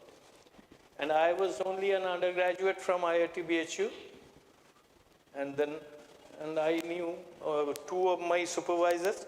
One was Cambridge educated. Another one was also a very good gentleman and very good in bringing grants. They both thought, this guy is okay, but he's too dreamy.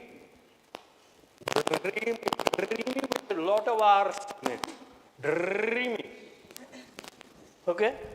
Why I say it like that? Because what happens when a person has good ideas, but it cannot be related to ground realities.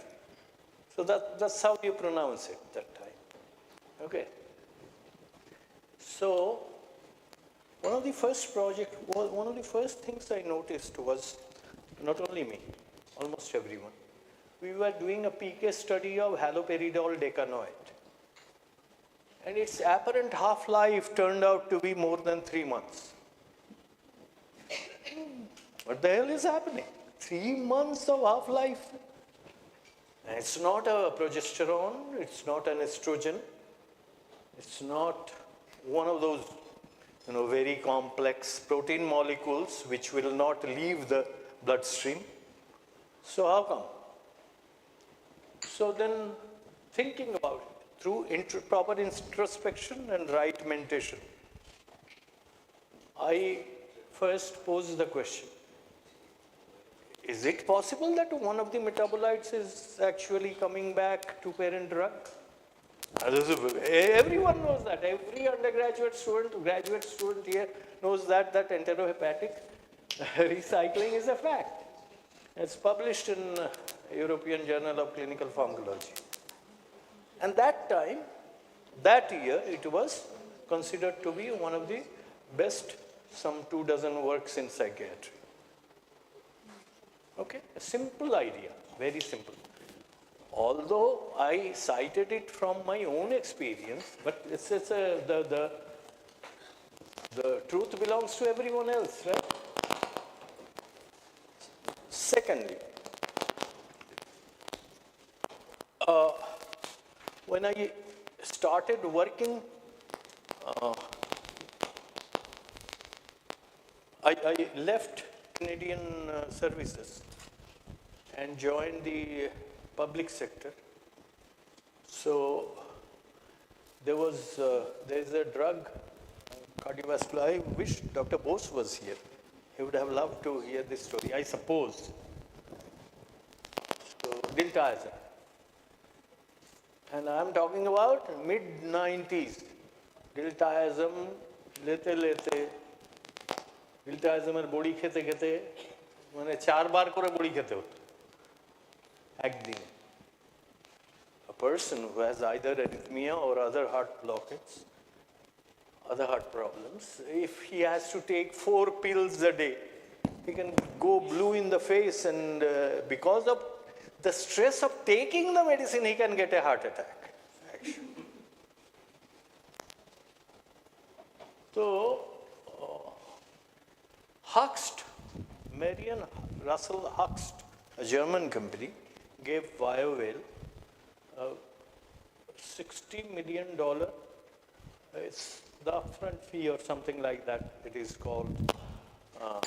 I never related to financial figures, but something like that. To develop once daily sustained release of deltaism. Okay, একবার খেতে হবে দিনে। আপনি pharmaceutical scientist দাদা? তো এতক্ষণ আমার কথাবার্তা বোঝা যাচ্ছে একটু?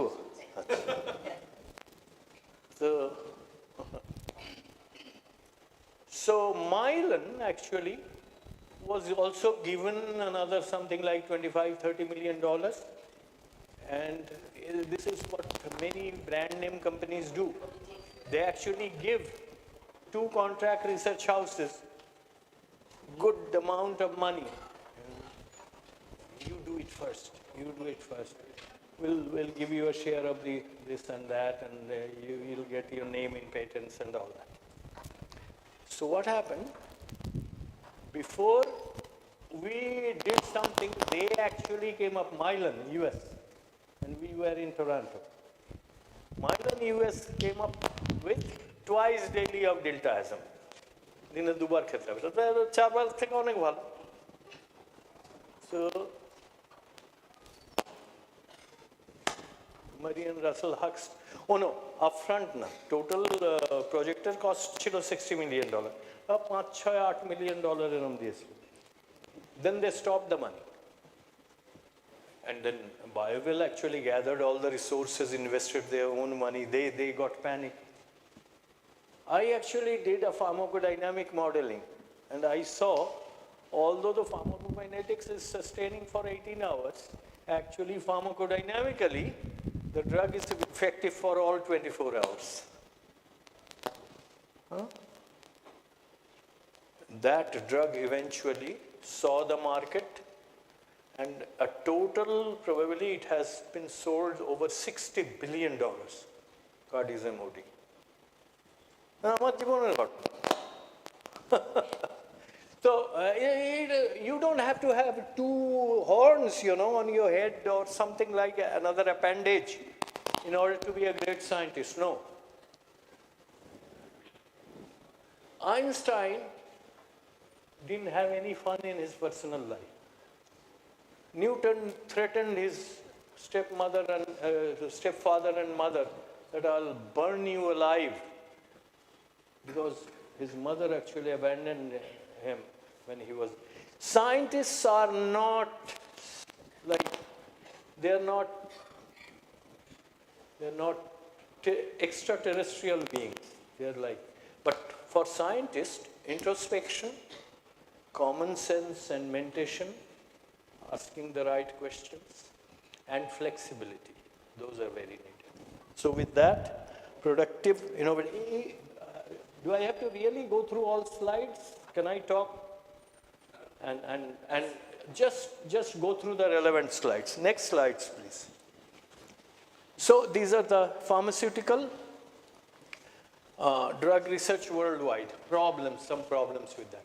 Contribution of India, India's PRIP-like special schemes. See, I actually spent the so-called the better half of my life. Better half, in English, better half means? So I spent that better half of my life in Canada. So my actually youth time.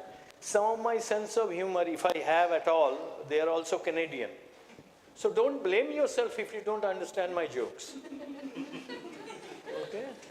Because you're not Canadians. So you don't have to blame yourself. PRIP. But I have worked here for about 18, 19 years. And I was born here. and I grew up here. I had a mother who was very much Indian. And there's no mother better than an Indian mother. Right? So PRIP in that context. Major areas of pharmaceutical research. And this is where, how many of you would be graduating either undergraduate or postgraduate? By undergraduate, I mean B.Pharm. By postgraduate, I mean M.Pharm. Can you raise your hands? Be generous. Raise your hand. I'm raising my hand. Okay, quite a few. Quite a few. So, if I ask next question, Dr. Roy, Dr. Shamanto, and all other doctors, dignitary doctors, I dare, Dr. Palit, don't ask this question. How many of you want to be researchers? See, the last row, someone will, that too, the hand will be raised up to here only. Will not raise here. Me, no. You won't say, see that, this is a fact. You graduate, grab a job, okay? Have a good wife, and maybe spend 3 years, okay, in Norway, I don't know, or in some exotic Papua New Guinea. How about that? You know which country has more tin shade chawls in the world? Most. Papua New Guinea. And you know what is their dollar value? 26 rupees Indian. What do you think? What do you make out of this world? You really cannot. They have, almost every household has 1 or 2 criminals there. 90% of the houses are tin shades, chawls, you know. And their dollar, you have to give 26 rupees to get $1 of that. You know what you get with that $1? You give 26 rupees, they give you $1, and they give you 1 betel nut and take that dollar from you. Ekta shupuri deয় ওই 26 টাকা দিয়ে. So such is the world. Examples of low budget. Why do you think sometimes humor, especially in the beginning, humor is important in a good talk? Not always. What humor does, it relaxes you. When you are relaxed, you can focus better. It's not that you had a dream of being a stand-up comedian and you failed in that and you became the president of 4C Consultants. It's not that at all. No, it's not that. And then, are you enjoying back here?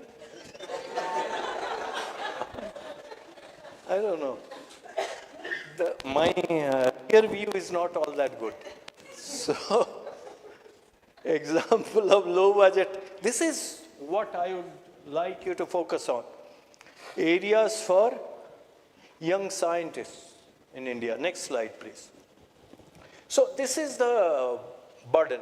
First of all, look at the number of new molecules. Look at 02. There were 15 plus molecules and total cost, look at that, over $10 billion.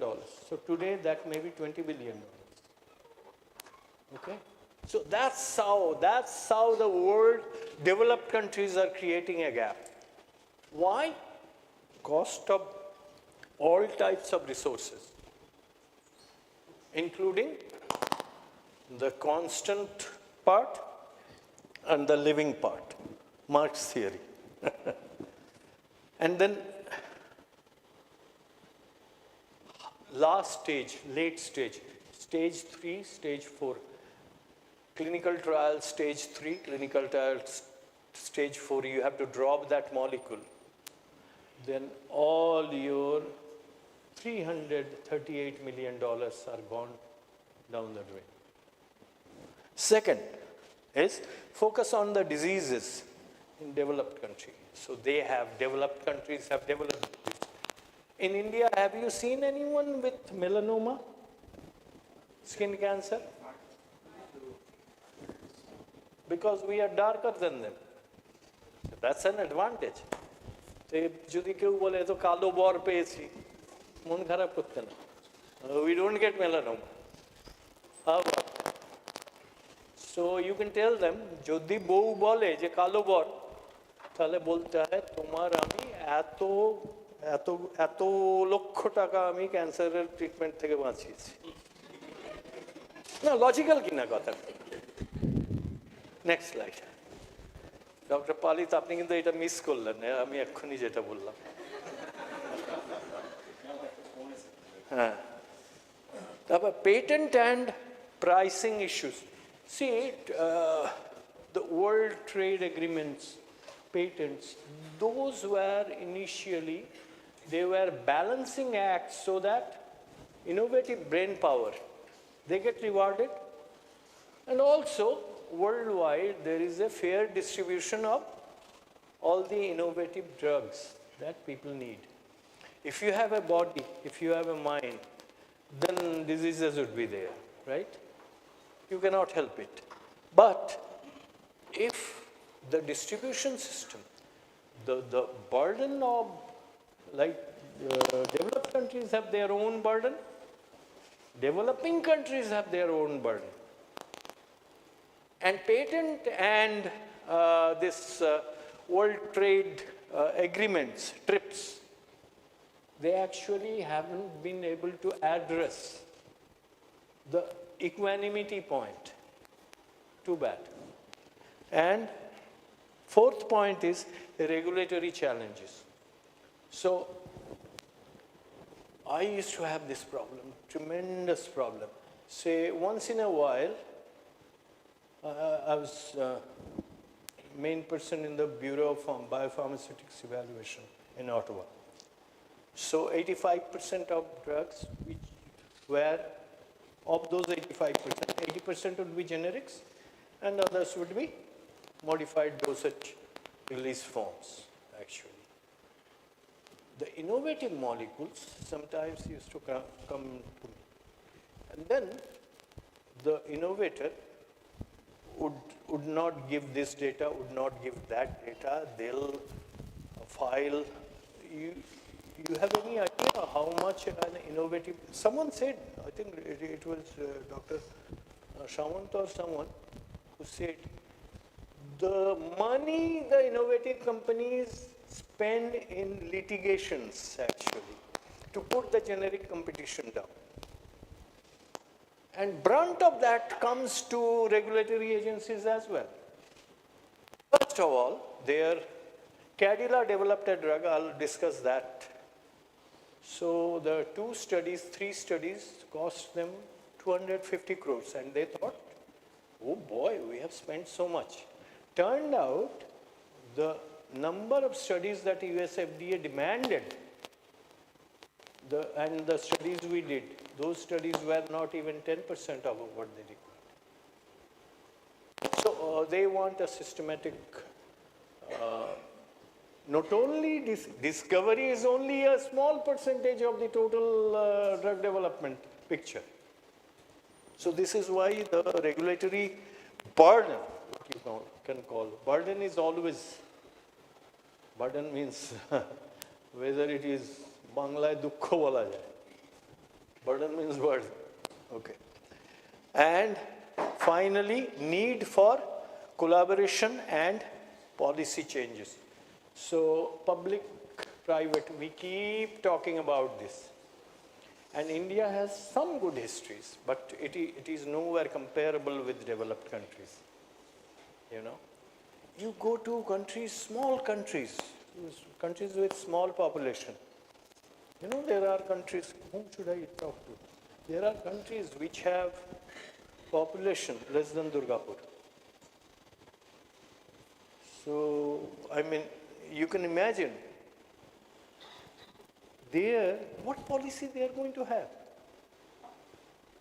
And what kind of public and public and private collaboration they are going to have. So policies need to be very pragmatic actually. These are some of the challenges. Okay, next slide. This is old slide. This is, don't go by that 2015. Right now, this is about 800, 900. There are 900 more. So about 2,700 registered R&D facilities in India. How many? This number is most probably more than that of China. China से अभी हम population में आगे हैं and number of research houses में भी आगे हैं. तो 2-4 और कदम बढ़ाए तो चाइना को दे सकते हैं हम. So next slide. Now this is a very interesting slide. I don't know. Can you see that there are green dots and there are red dots? Can you figure out? Red dots relate to Indian history of drug discovery and development. Okay? And you can see it started much later. The green dots start just about the same time First World War happened. Okay? So after First World War, many things came along. Sulfonamides were a big antibiotics, some other drugs, and there were drugs like aspirin. You know, in India, actually, there were Ayurvedic tradition, which is not something that is very trivial. It's a great Ayurvedic and some Unani too. Okay, but Western style started with CDRI, early 60s. And they actually, they started with a progesterone receptor antagonist, which, Saint Cromon. Thank you. I couldn't have read that. I don't have full eyesight in my left eye, actually. So Saint Cromon, Rotovac, and there are many others. I'll show you some other slides where names will not be named, but you'll be amazed how many research initiatives actually take place in India. And all of you can do that. The first thing right now, along with those three qualities, mentation, in scientific introspection, flexibility, you'll have to have a fourth thing, and this is paramount, which is teamwork. The days of solitary work, they are gone actually. Now you want to succeed, you have to do teamwork. Okay? So, the pantoprazole thing that I told, it was Big Gulden's project. And that days actually, when I started working on it, right now if you want to measure the pH in gut and stomach, you can capsule, like a capsule মতন electrode পাওয়া যায়, ওটা খাইয়ে দিলেই হলো। হ্যাঁ, তারপর আবার নিজেই ওটা বেরিয়ে যায়। তখনকার দিনে কি করতে হতো? না, নাকের মধ্যে দিয়ে মানে দড়ি না ইলেকট্রোড ঢুকিয়ে, হ্যাঁ, actually. And pantoprazole became one of the, আমি একটাই স্টাডি করেছি pantoprazole মেইন যে স্টাডিটা, main clinical trial. So those things actually went along. So India became actually gradually, and India, as Mr. Majumdar was saying, and some other eloquent speakers were telling you, Indian brain is naturally thinking and scientific brain.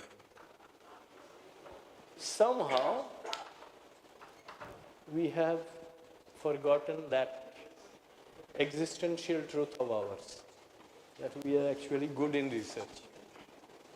So we actually first go to Europe or to Canada or to Australia, then all of a sudden realize, oh, I have a brain.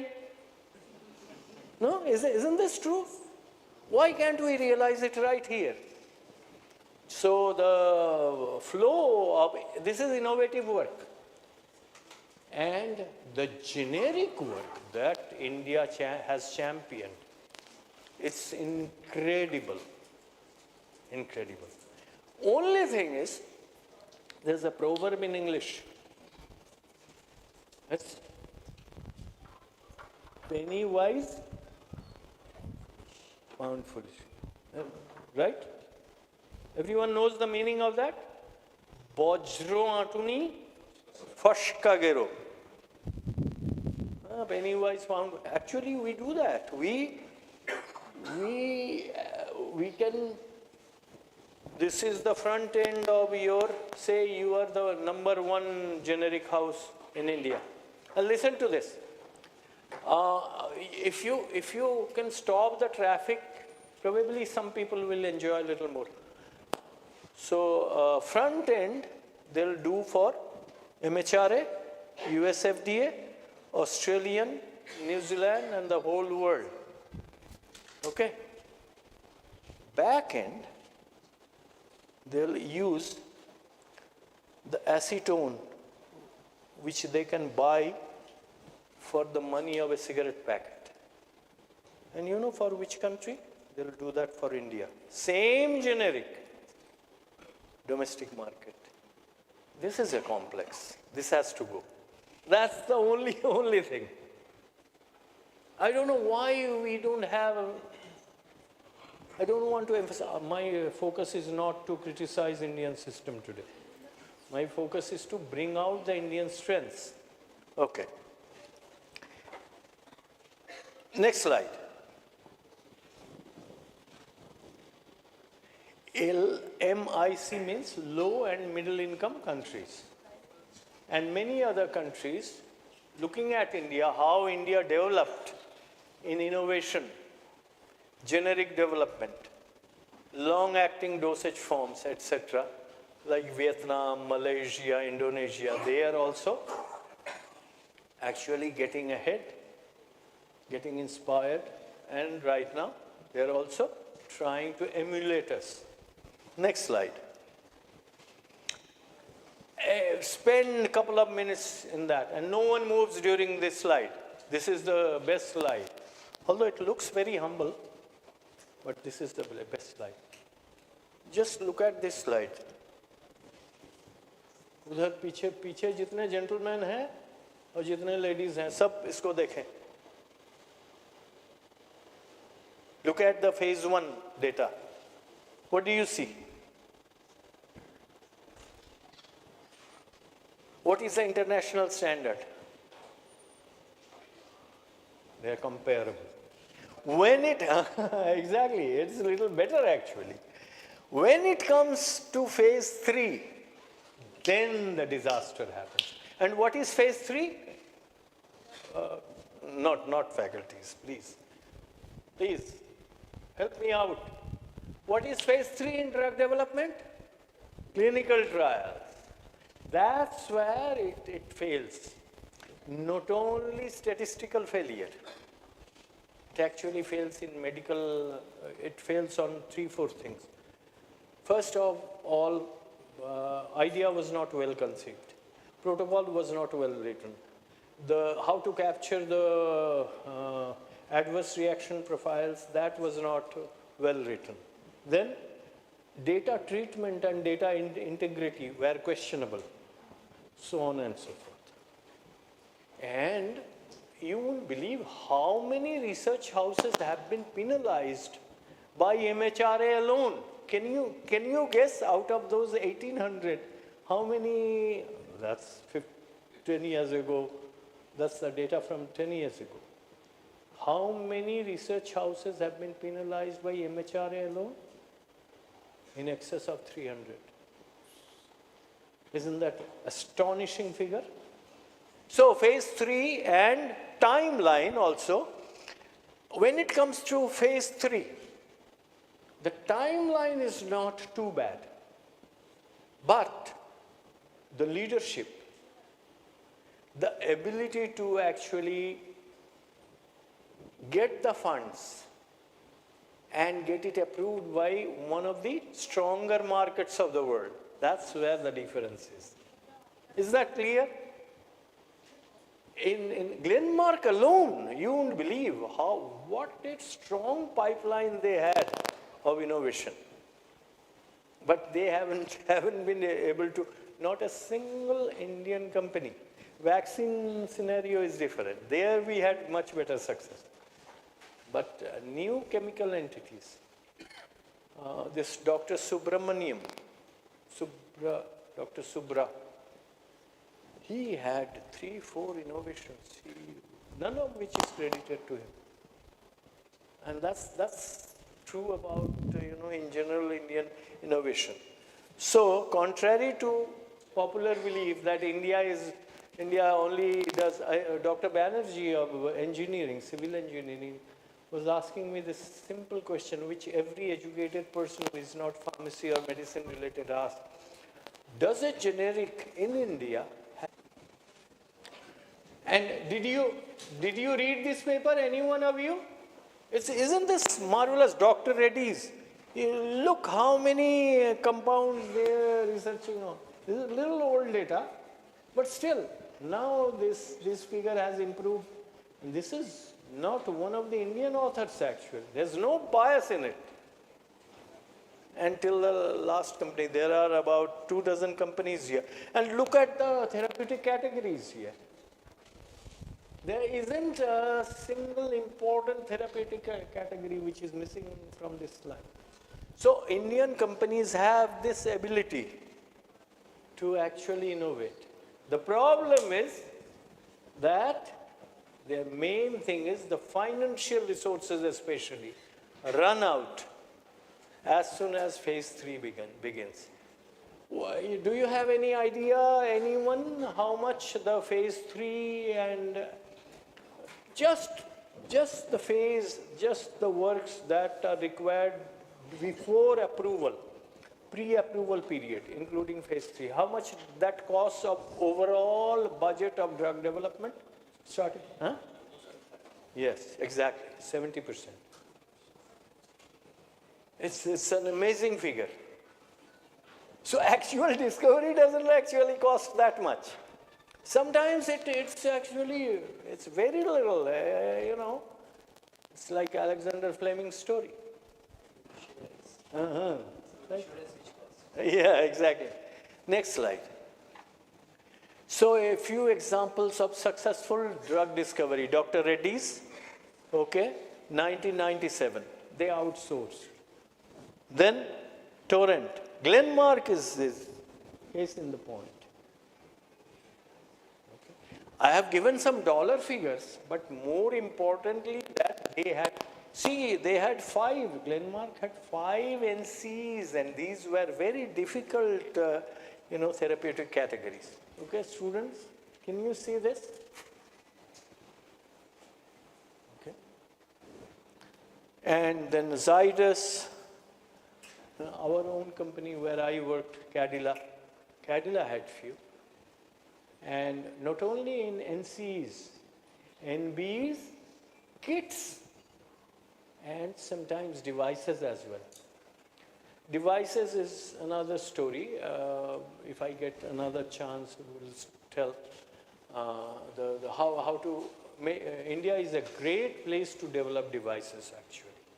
Not only because we have the patient pool and the genetic diversity, there are many other things. Okay, next. See, I'm not rushing. Only thing, I'm acknowledging a physiological need of having food. You can have a good lecture. You can have a very heartwarming talk. But if this Narayan is, foodless, then you don't enjoy it that much. This is why I'm not rushing, but going through the slides, through the key points. Now, contributions of Indian R&D, and by the way, you can have these slides if anyone is interested, and all the important references are given at the bottom, not this one, although. So, vaccine Then, during COVID, we have seen, so if you get irritated, what if you get irritated, what happens? You are not a person who has a high index of irritation, frustration cannot be a good scientist. This is why I am not such a good scientist. Okay. Then during COVID time, then Ayush has many various things. You can go through this, but this is again proving, I want to come to some typical anecdotal slides and some of the main themes of why a research becomes successful. Next slide. Government initiative PREPS, it has two main components, and you all know that. One is all NIPER have center of excellence, and there are some specific areas where government actually funds willingly. Next slide.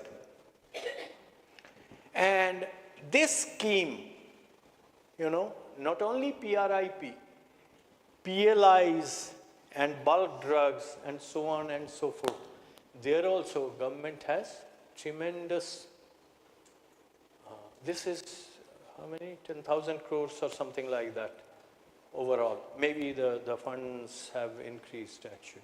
So together with center of excellence, and together and along with these other schemes, Indian government has a lot of encouraging schemes by which you can find jobs. And very few of you will enter into research and development. But the principles are exactly the same. Whether you work in research and development or in sales or in production or in quality control, or you still have to be very motivated, very focused, and you have to be a little bit selfless, little bit, not that much. Next. So there are these 4 slides. If I can, this is where my teacher side comes out, and I am not as worthy teachers as you are. Let me confess that. I'm a very average teacher. So let me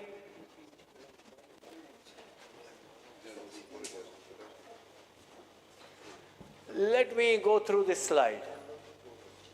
Research outcome. Let me quickly give you an example. You are like me. You have spent 27 years doing research in Canada. You have come to India. And the first projects that here your employer gives you, first few projects are those projects which have been put in the dustbin by ICMR, NII, and CDRI, and PGI Chandigarh and all that.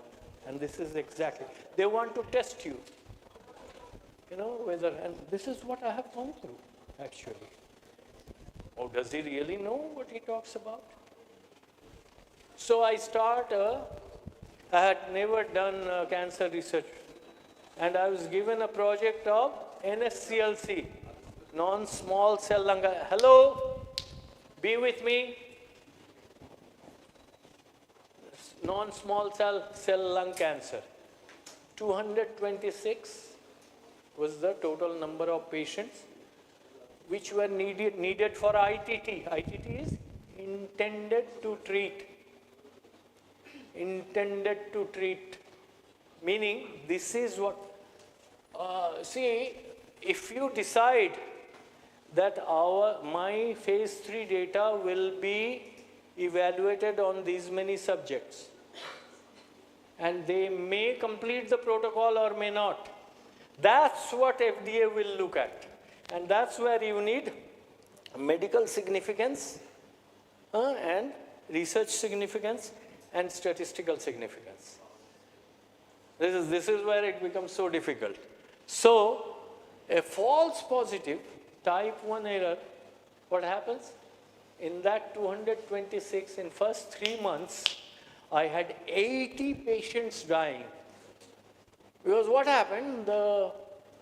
I told them I had 8 centers.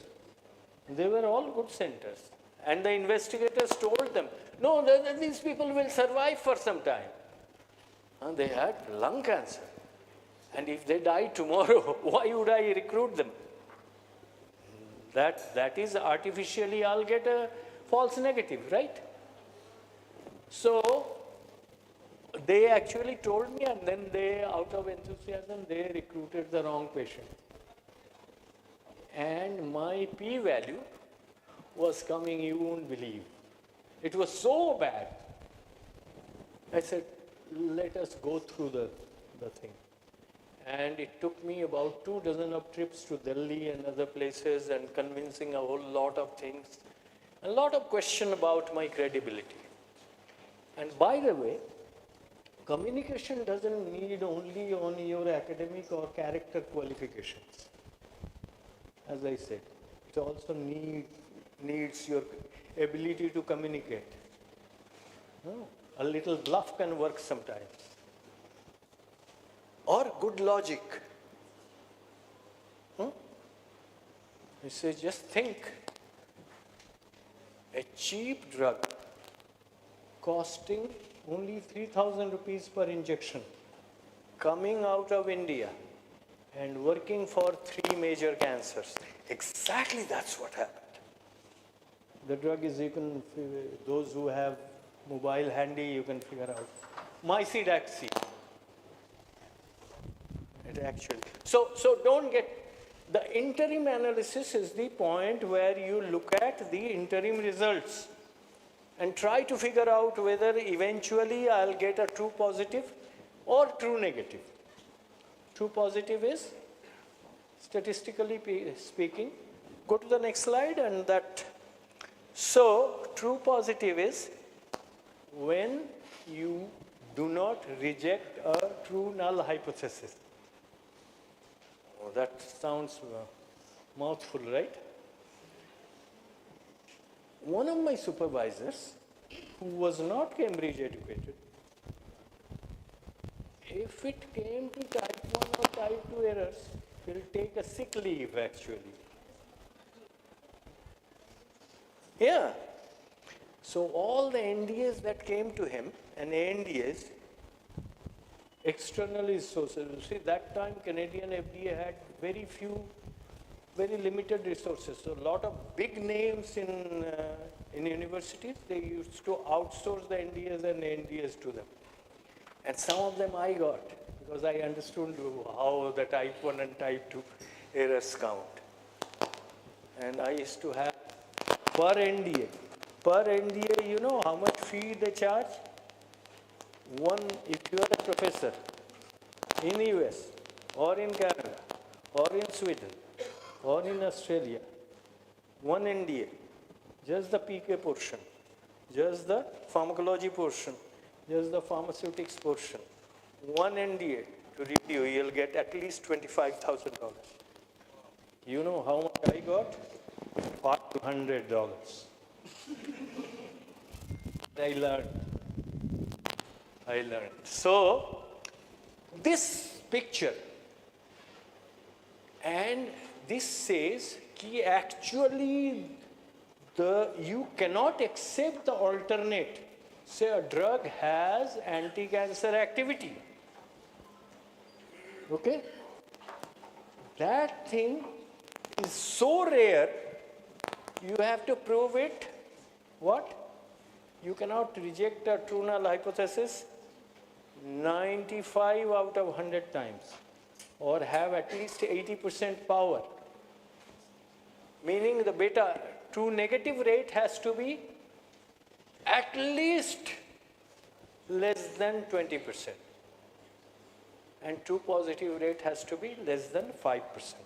This is what I was talking with Dr. Bose this morning. Confusing a little bit? If you do this, you can have a career. Just these two slides. And this is not the only thing. They will also see the specificity and sensitivity. What happens? Suppose that cancer trial, 200 out of 226 patients, 80 died. And you actually finally complete the study and study comes out to be positive, true positive. At least you conclude that. P is 0.049. You add one more study, and if it becomes 0.0, say 0.60, then this will be called what? This is a high sensitivity. If you change just one thing, just add one more study, the whole outcome is changing. So this is the high sensitivity. This means the study has low specificity. The study cannot be relied. Is that somewhat clear? If you have type 1 error too low, your type 2 error will start increasing. If you try to make a study too sensitive, your specificity will go down. If you make the study too specific, there are studies which are so powerful. Say the beta error is only 3%. So power of the study is 97%. In 97%, what happens? You add, this is a case of high sensitivity. You add one more aberrant case, the whole study fails. So one outlier out of 100 can fail your study. Now those are the things you have to be, in order to be a smart researcher. And another thing, never ever in your, dream of dreams, do not think of faking data. It's not fun. Once you do that, you'll be tempted to do it the second time.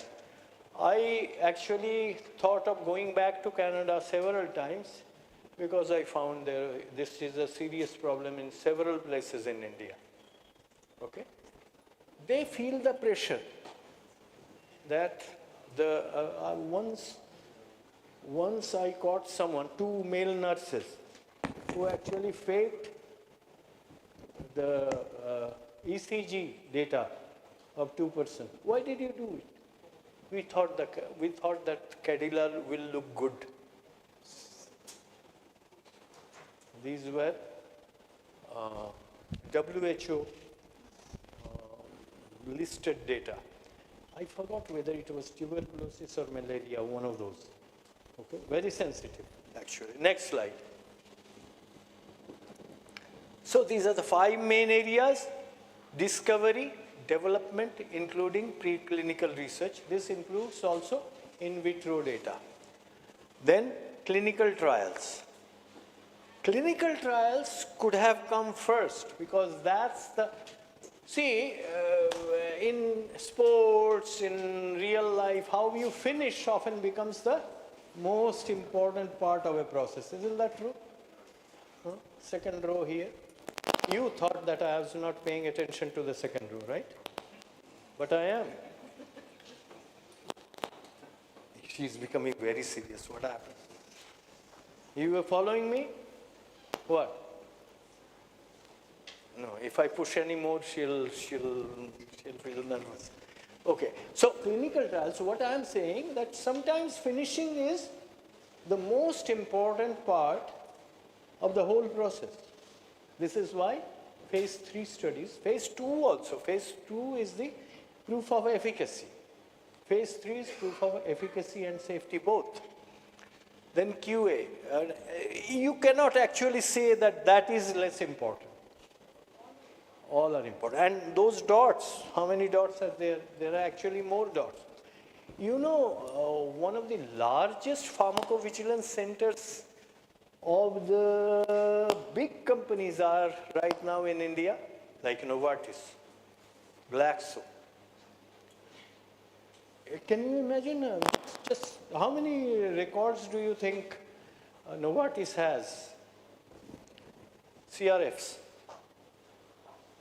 It's actually almost equivalent to US FDA in volume. Amazing. Okay, next. 5 major areas, these are the ones, and you all are more or less familiar with that. You can find good employment in any one of these. See, Dr. Samanto, they are feeling hungry and they're leaving. And usually in my talk, I find very few people leaving. And I'm a little sensitive to it. I'm used to people actually sitting and listening. Not me, but the topic. Next. Regulatory affairs is a very interesting area.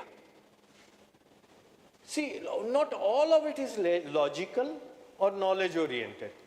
Sometimes it is a rule that is coming down from Adam and Eve's time. So it's coming, and no one really knows why you need 20 or 25% HPLC data. You know? So you can actually, you can do with less, or sometimes you can need even more. So some of that is like real life. It's just coming down. Biotech drug development is another area, not only for biosimilars, but innovations. These are big molecules. Big means really big. And nowadays it's time of monoclonal antibodies, right? Characterizing them, analyzing them, developing them, purifying them, doing post-marketing surveillance of them, all are very difficult areas. Next, examples of low budget, 5 slides I'll go through quickly. This is an amazing example. This is, you all understand Alzheimer's disease? I hope no one in your family ever has it, because it destroys a beautiful personality.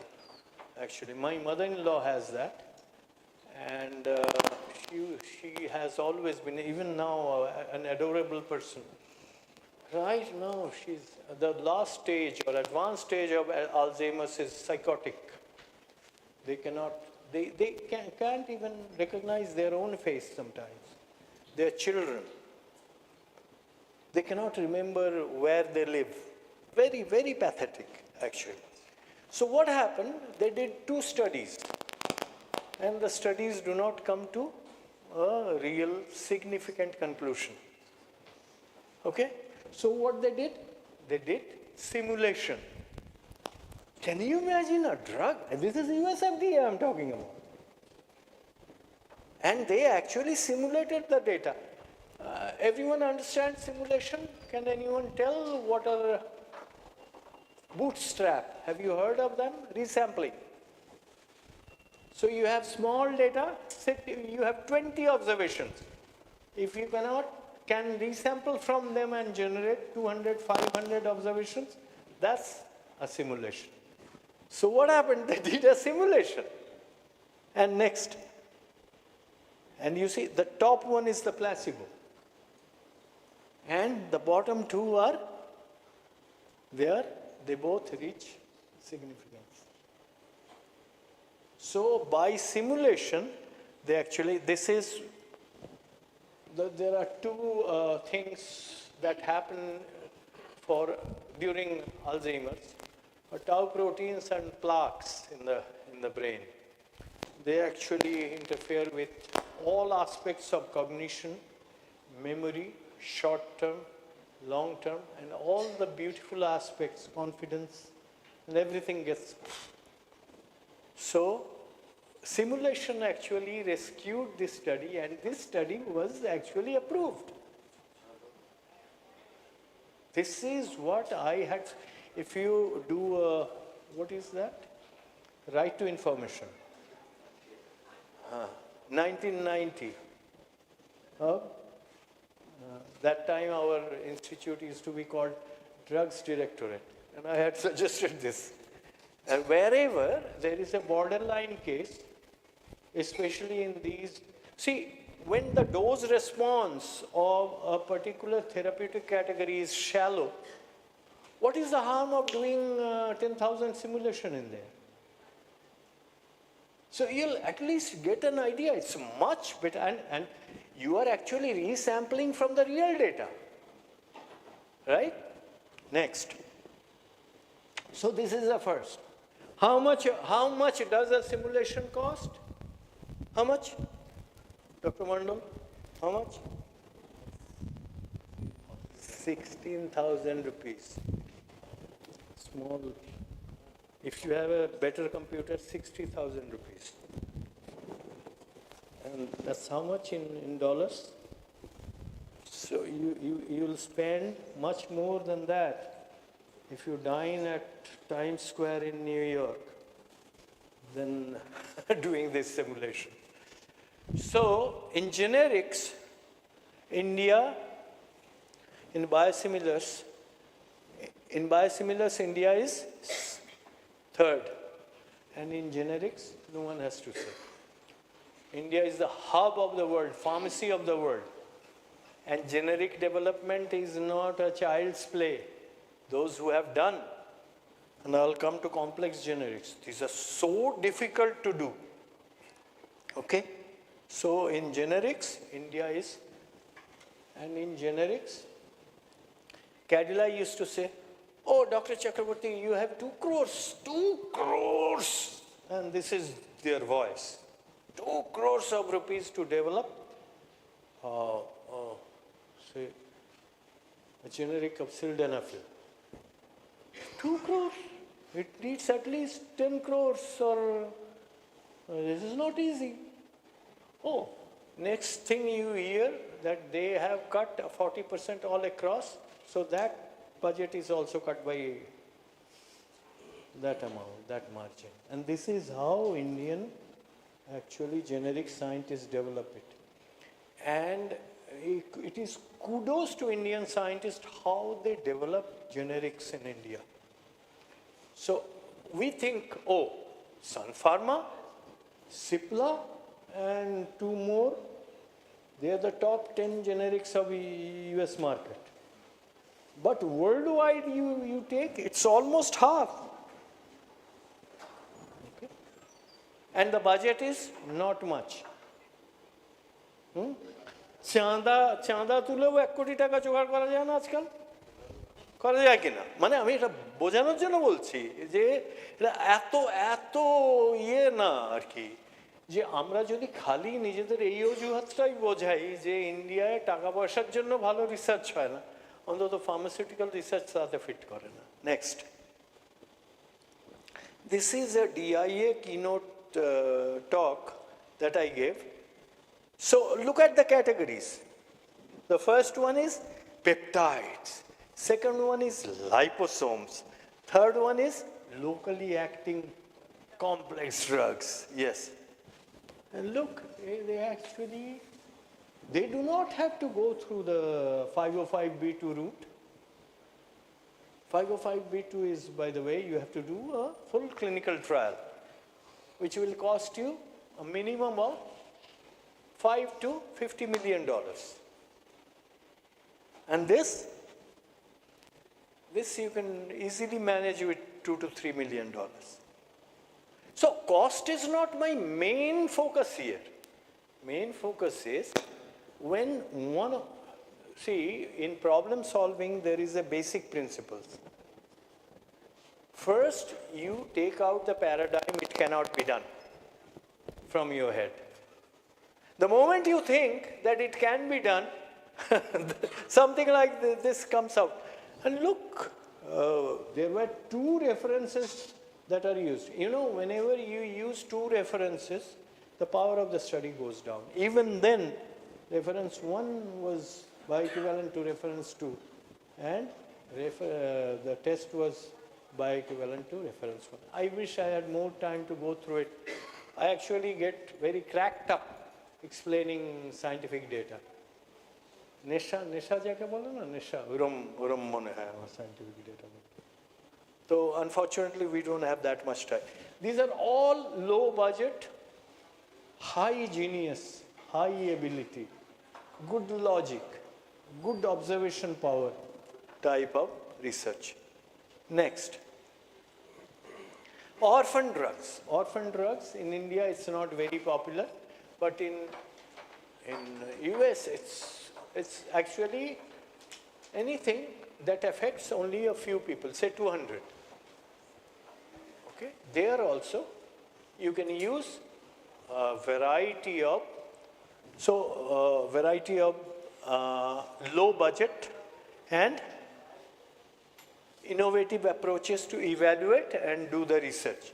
And here is one example. I want to go to the next slide, which is similar. Next slide. This is the same. So here you actually have responders is the bottom one. It was, see, you get very little funds. But here there is an example where responders actually proved statistical significance. Next. Publicly funded research. These are government agencies like, I hope one day NIPER or CDRI had many successes. Many of them were commercialized as well. Next. Okay. This is why I skipped that slide. This is Liu 17. This is actually what happened. There was one study. Then they found in other parts of the area of the world, there were real world evidence which actually corroborate the result of this. And originally in scientific community we thought we cannot mix this study and that study, because this study has one kind of history, one kind of, in terms of domain of time also they are different. You cannot mix the data. Right now, with robust data, big data, real world data, those restrictions are taken away. Next. And you can see the overall survival. This is for cancer. In cancer, these are Kaplan-Meier plots. In cancer, what happens if you have a significantly higher survival for your experimental drug and that reaches statistical and medical significance, it's approved. So you can see both per protocol and intent to treat are successful. Next, almost done. Now all of the research coming out of India are not low budget. I was involved in all three of these. Look at the budget. So first one is published in Lancet, second one is American Journal of Cardiovascular Drugs, and third one is New England Journal of Medicine. These are not very ordinary journals. These are journals of very high impact factors. Okay? And the first one, and this is Wellcome Trust, actually they themselves came forward. So I got this phone call, and the other end the person said, "Hello, Dr. Chakraborty, this is Shishendu Mukhopadhyay calling." So I was sitting like this, I stood up. I said, "আমি ছোটবেলা থেকেই আপনার গল্প পড়ছি। আপনাকে actually আমাদের বাড়িতে বাবার সঙ্গে কথা বলতেও দেখেছি, দেওঘরের বাড়িতে। Are you talking about the person of letters, Shishendu Mukhopadhyay? No, I am based in UK and this.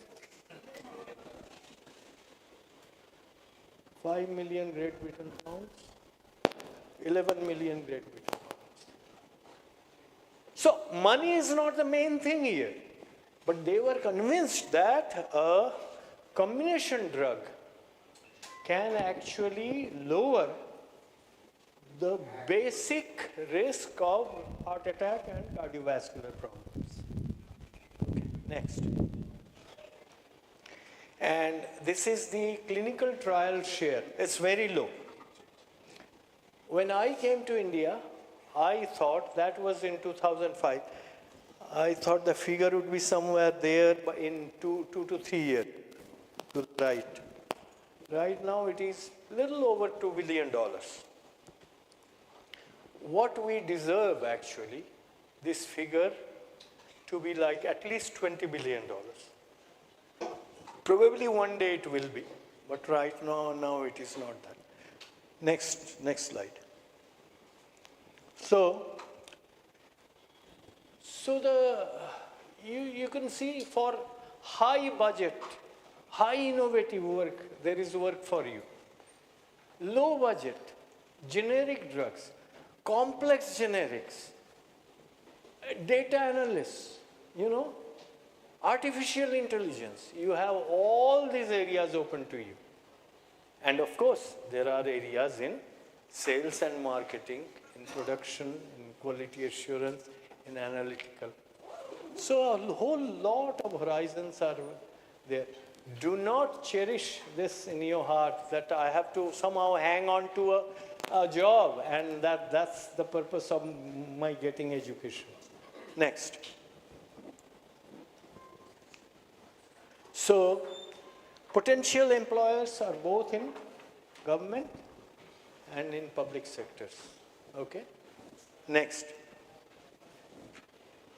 This is what happens when you start with humor. See, all are living. They enjoy the humor part. Abhi daga kar rahe hain na? They're betraying us. Look at those guys. जो ही humor खत्म हो गया, इसमें भी humor है. You do good research and you get good results, and the results actually gradually. 4 o'clock in the morning, you wake up dreaming of some data, beautiful data. Isn't that humorous? I shouldn't tell, should I? You're sitting on the toilet seat and you get good data in your head or good interpretation. So those parts are very humorous. Next slide. So these people love this slide. Actually, not the content of the slides, and it's the heading. And you know who loves it most? The chairperson of the session.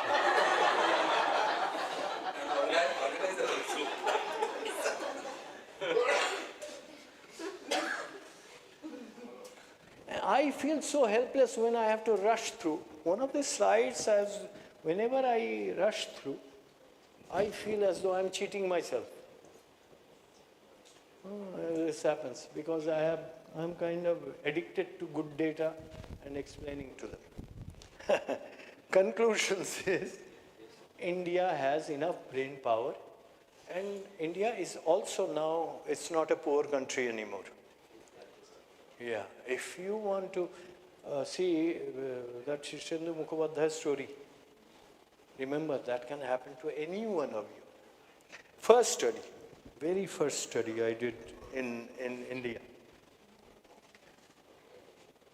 Cadila hired me at 1/50th of salary that I used to get in my previous employment in Toronto. 1/50th. If they give me 100 rupees, Kerala was giving me 2 rupees. And me and my sense of humor, during the interview, I told them, I liked the job, even if you give me 1 rupee, I'll do the job. They actually ended up giving me 1 rupee. They never say this in an interview. They'll take it literally. So this is my only advice after this noble session. That don't say such things in an interview. So I calculated I needed, for the first 3 studies, I needed about 16, 17 crores.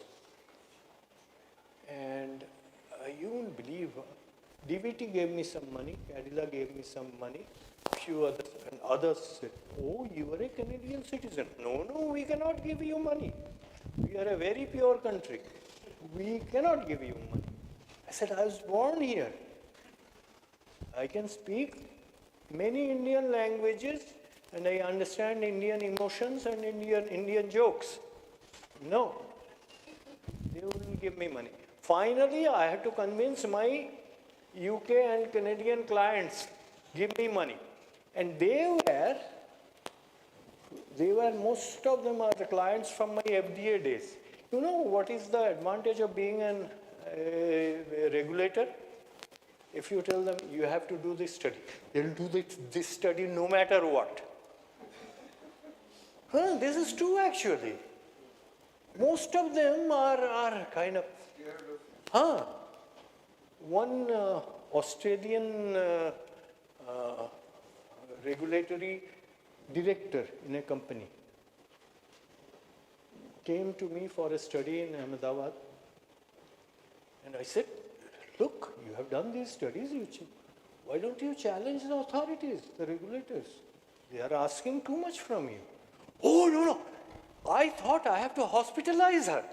You know, they are so scared of regulators. How can you go against a regulator?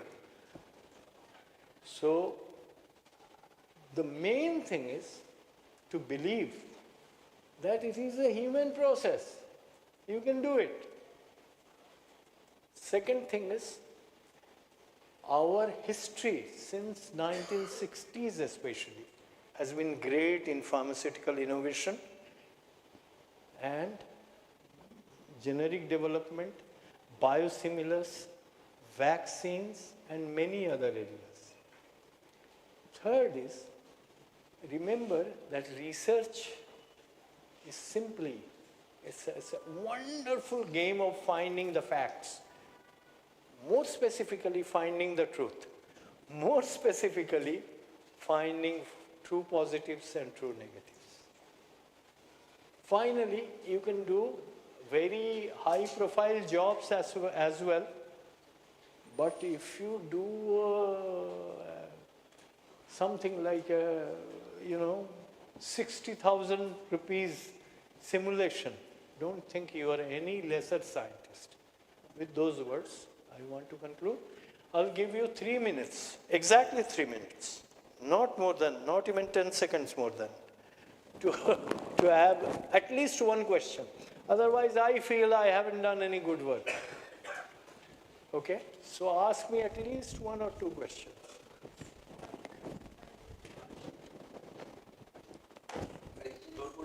I had to rush a little bit. I hope it was not too bad. Was it too bad? Hello. Sir, thank you, sir, for this session. I am Simson from Pharmaceutical.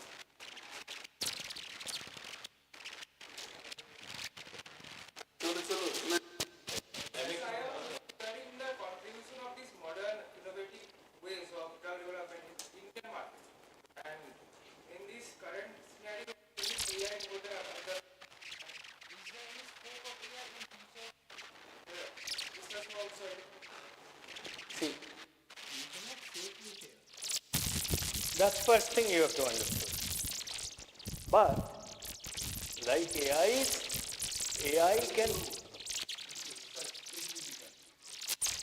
can do one thing. AI can actually multiply the efficiency of simulation.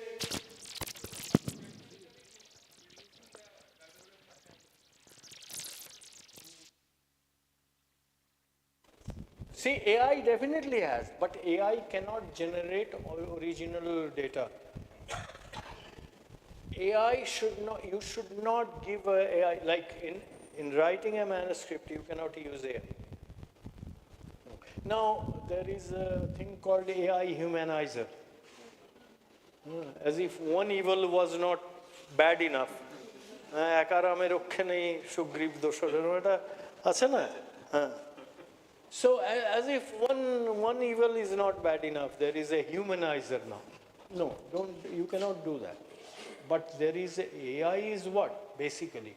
AI is a data mining mechanism by which either you develop the model from data in situ, or there is a previously developed model. There are many other aspects of AI. So definitely there is, I mean, in checking data integrity, it's a great tool for checking data integrity. If you have electronic data, and if that data has been, how do you think the mass spec, fake data or ECG fake data are caught? Okay. So you could, and if you have AI, good AI applications, and you have real data, real means real. Do not get, one thing for innovative, do not get afraid of, am I going to get positive result? Well, if the reality is not positive, why should you get positive result? Yeah, target is truth. And truth doesn't have to be according to what your expectation is. Does that answer your question? Next. One more. Yes. Good afternoon, sir. Sir? Thank you so much for such a wonderful and I'm not satisfied because I have to rush through this, but I cannot blame your principal either.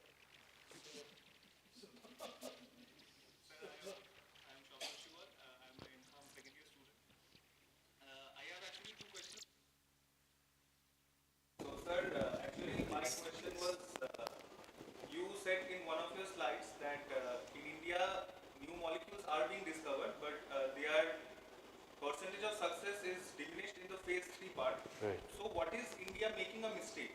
And what are the other countries like Canada, USA, UK, they are doing successfully, that their percentages of producing a successful molecule is more than India? Okay, first of all, the calculation of sample size for phase 3 is under a lot of duress in India. Because the management and the funders will say, do it within this. So if they ask you to buy a 24 carat ornament, gold ornament, 15 grams for 200 rupees, what are you going to do? You'll draw a golden ornament on a piece of paper and give it. And this is what happens actually. So that's one aspect. Second aspect is, I think somewhere there is a lack of real life experience. And experiential currency cannot be undermined. Experience agar hai. Why am I talking in Hindi? It's a wonderful language anyway. So if you have the right experience and right knowledge, you'll find a way of at least, see, phase 2 is what? Proof of concept of what? Efficacy. Phase 1 is proof of concept of safety. Suppose you get such phase 1 data, phase 1 always gives you a hint of efficacy as well. Okay. So you can start actually, how do you think Pfizer started like any other company? Sandoz was like this. Sandoz, if right now Novartis is this big, when my entire PhD project was financed by Sandoz. Although I got Canada's national scholarship, that's different. They started like any other company. They learned how to generate money, funds, convince people, convince government agencies, And that welcome trust story that I told you. That's not a story. That's actually, that's as it is reality that I face. So when you try to figure out why, you'll find there are 10 whys. I teach a subject which is called design of experiments. So among those 10 whys, you have to choose what are the 4 most important whys for India. And that can change from one project to another. Was that a very complex answer or is that part?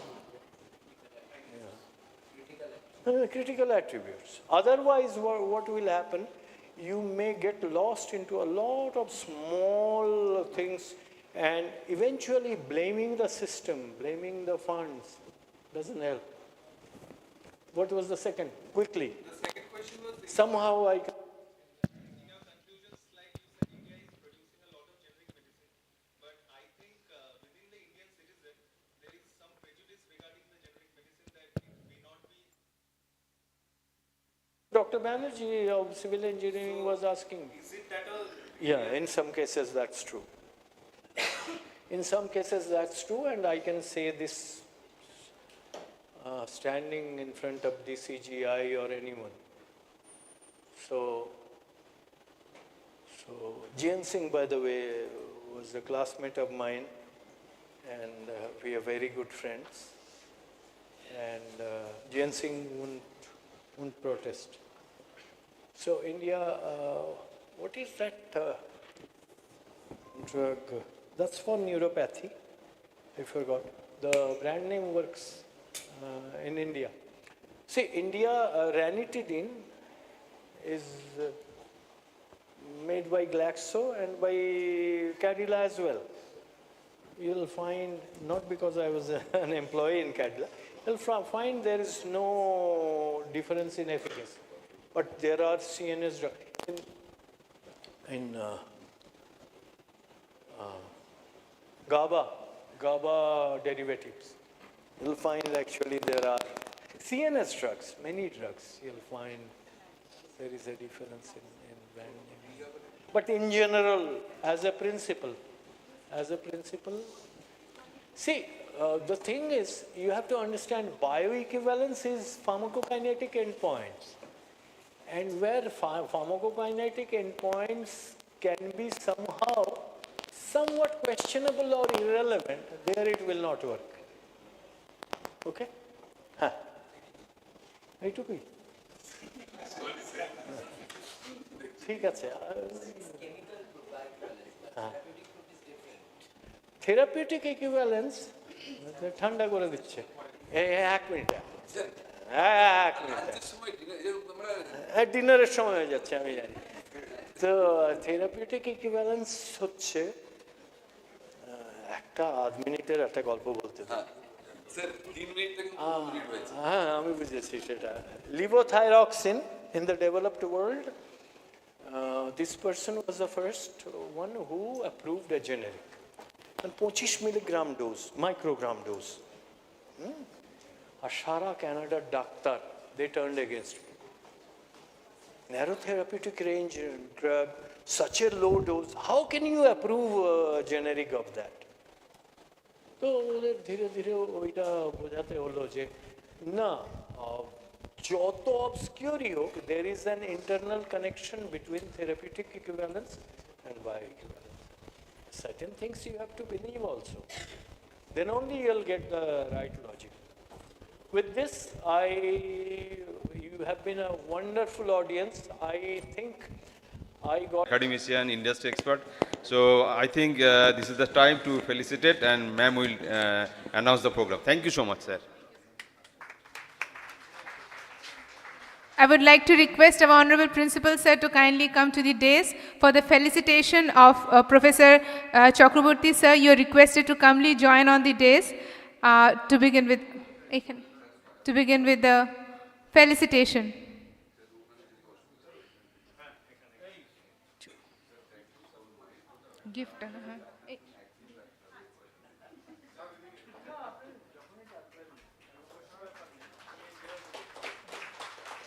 Gift. Gift. Hey. স্যারের হাতে।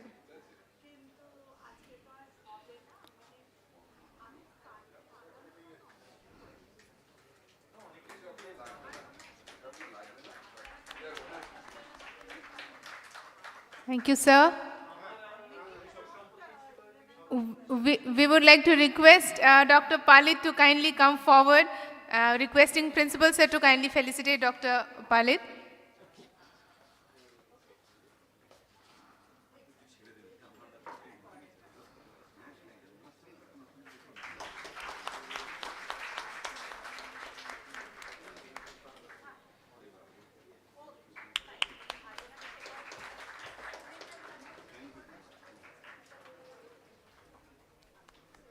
Thank you, sir.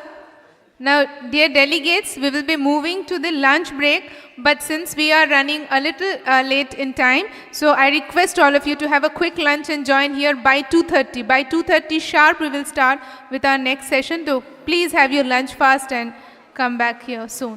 Thank you, one and all.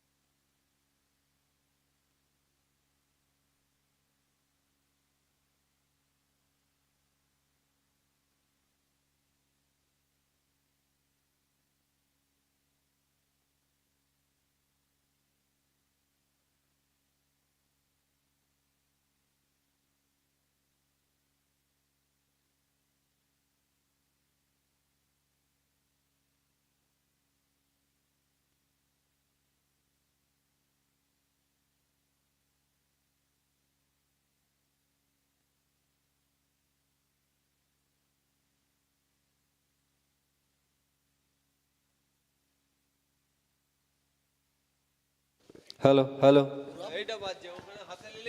Hello, hello,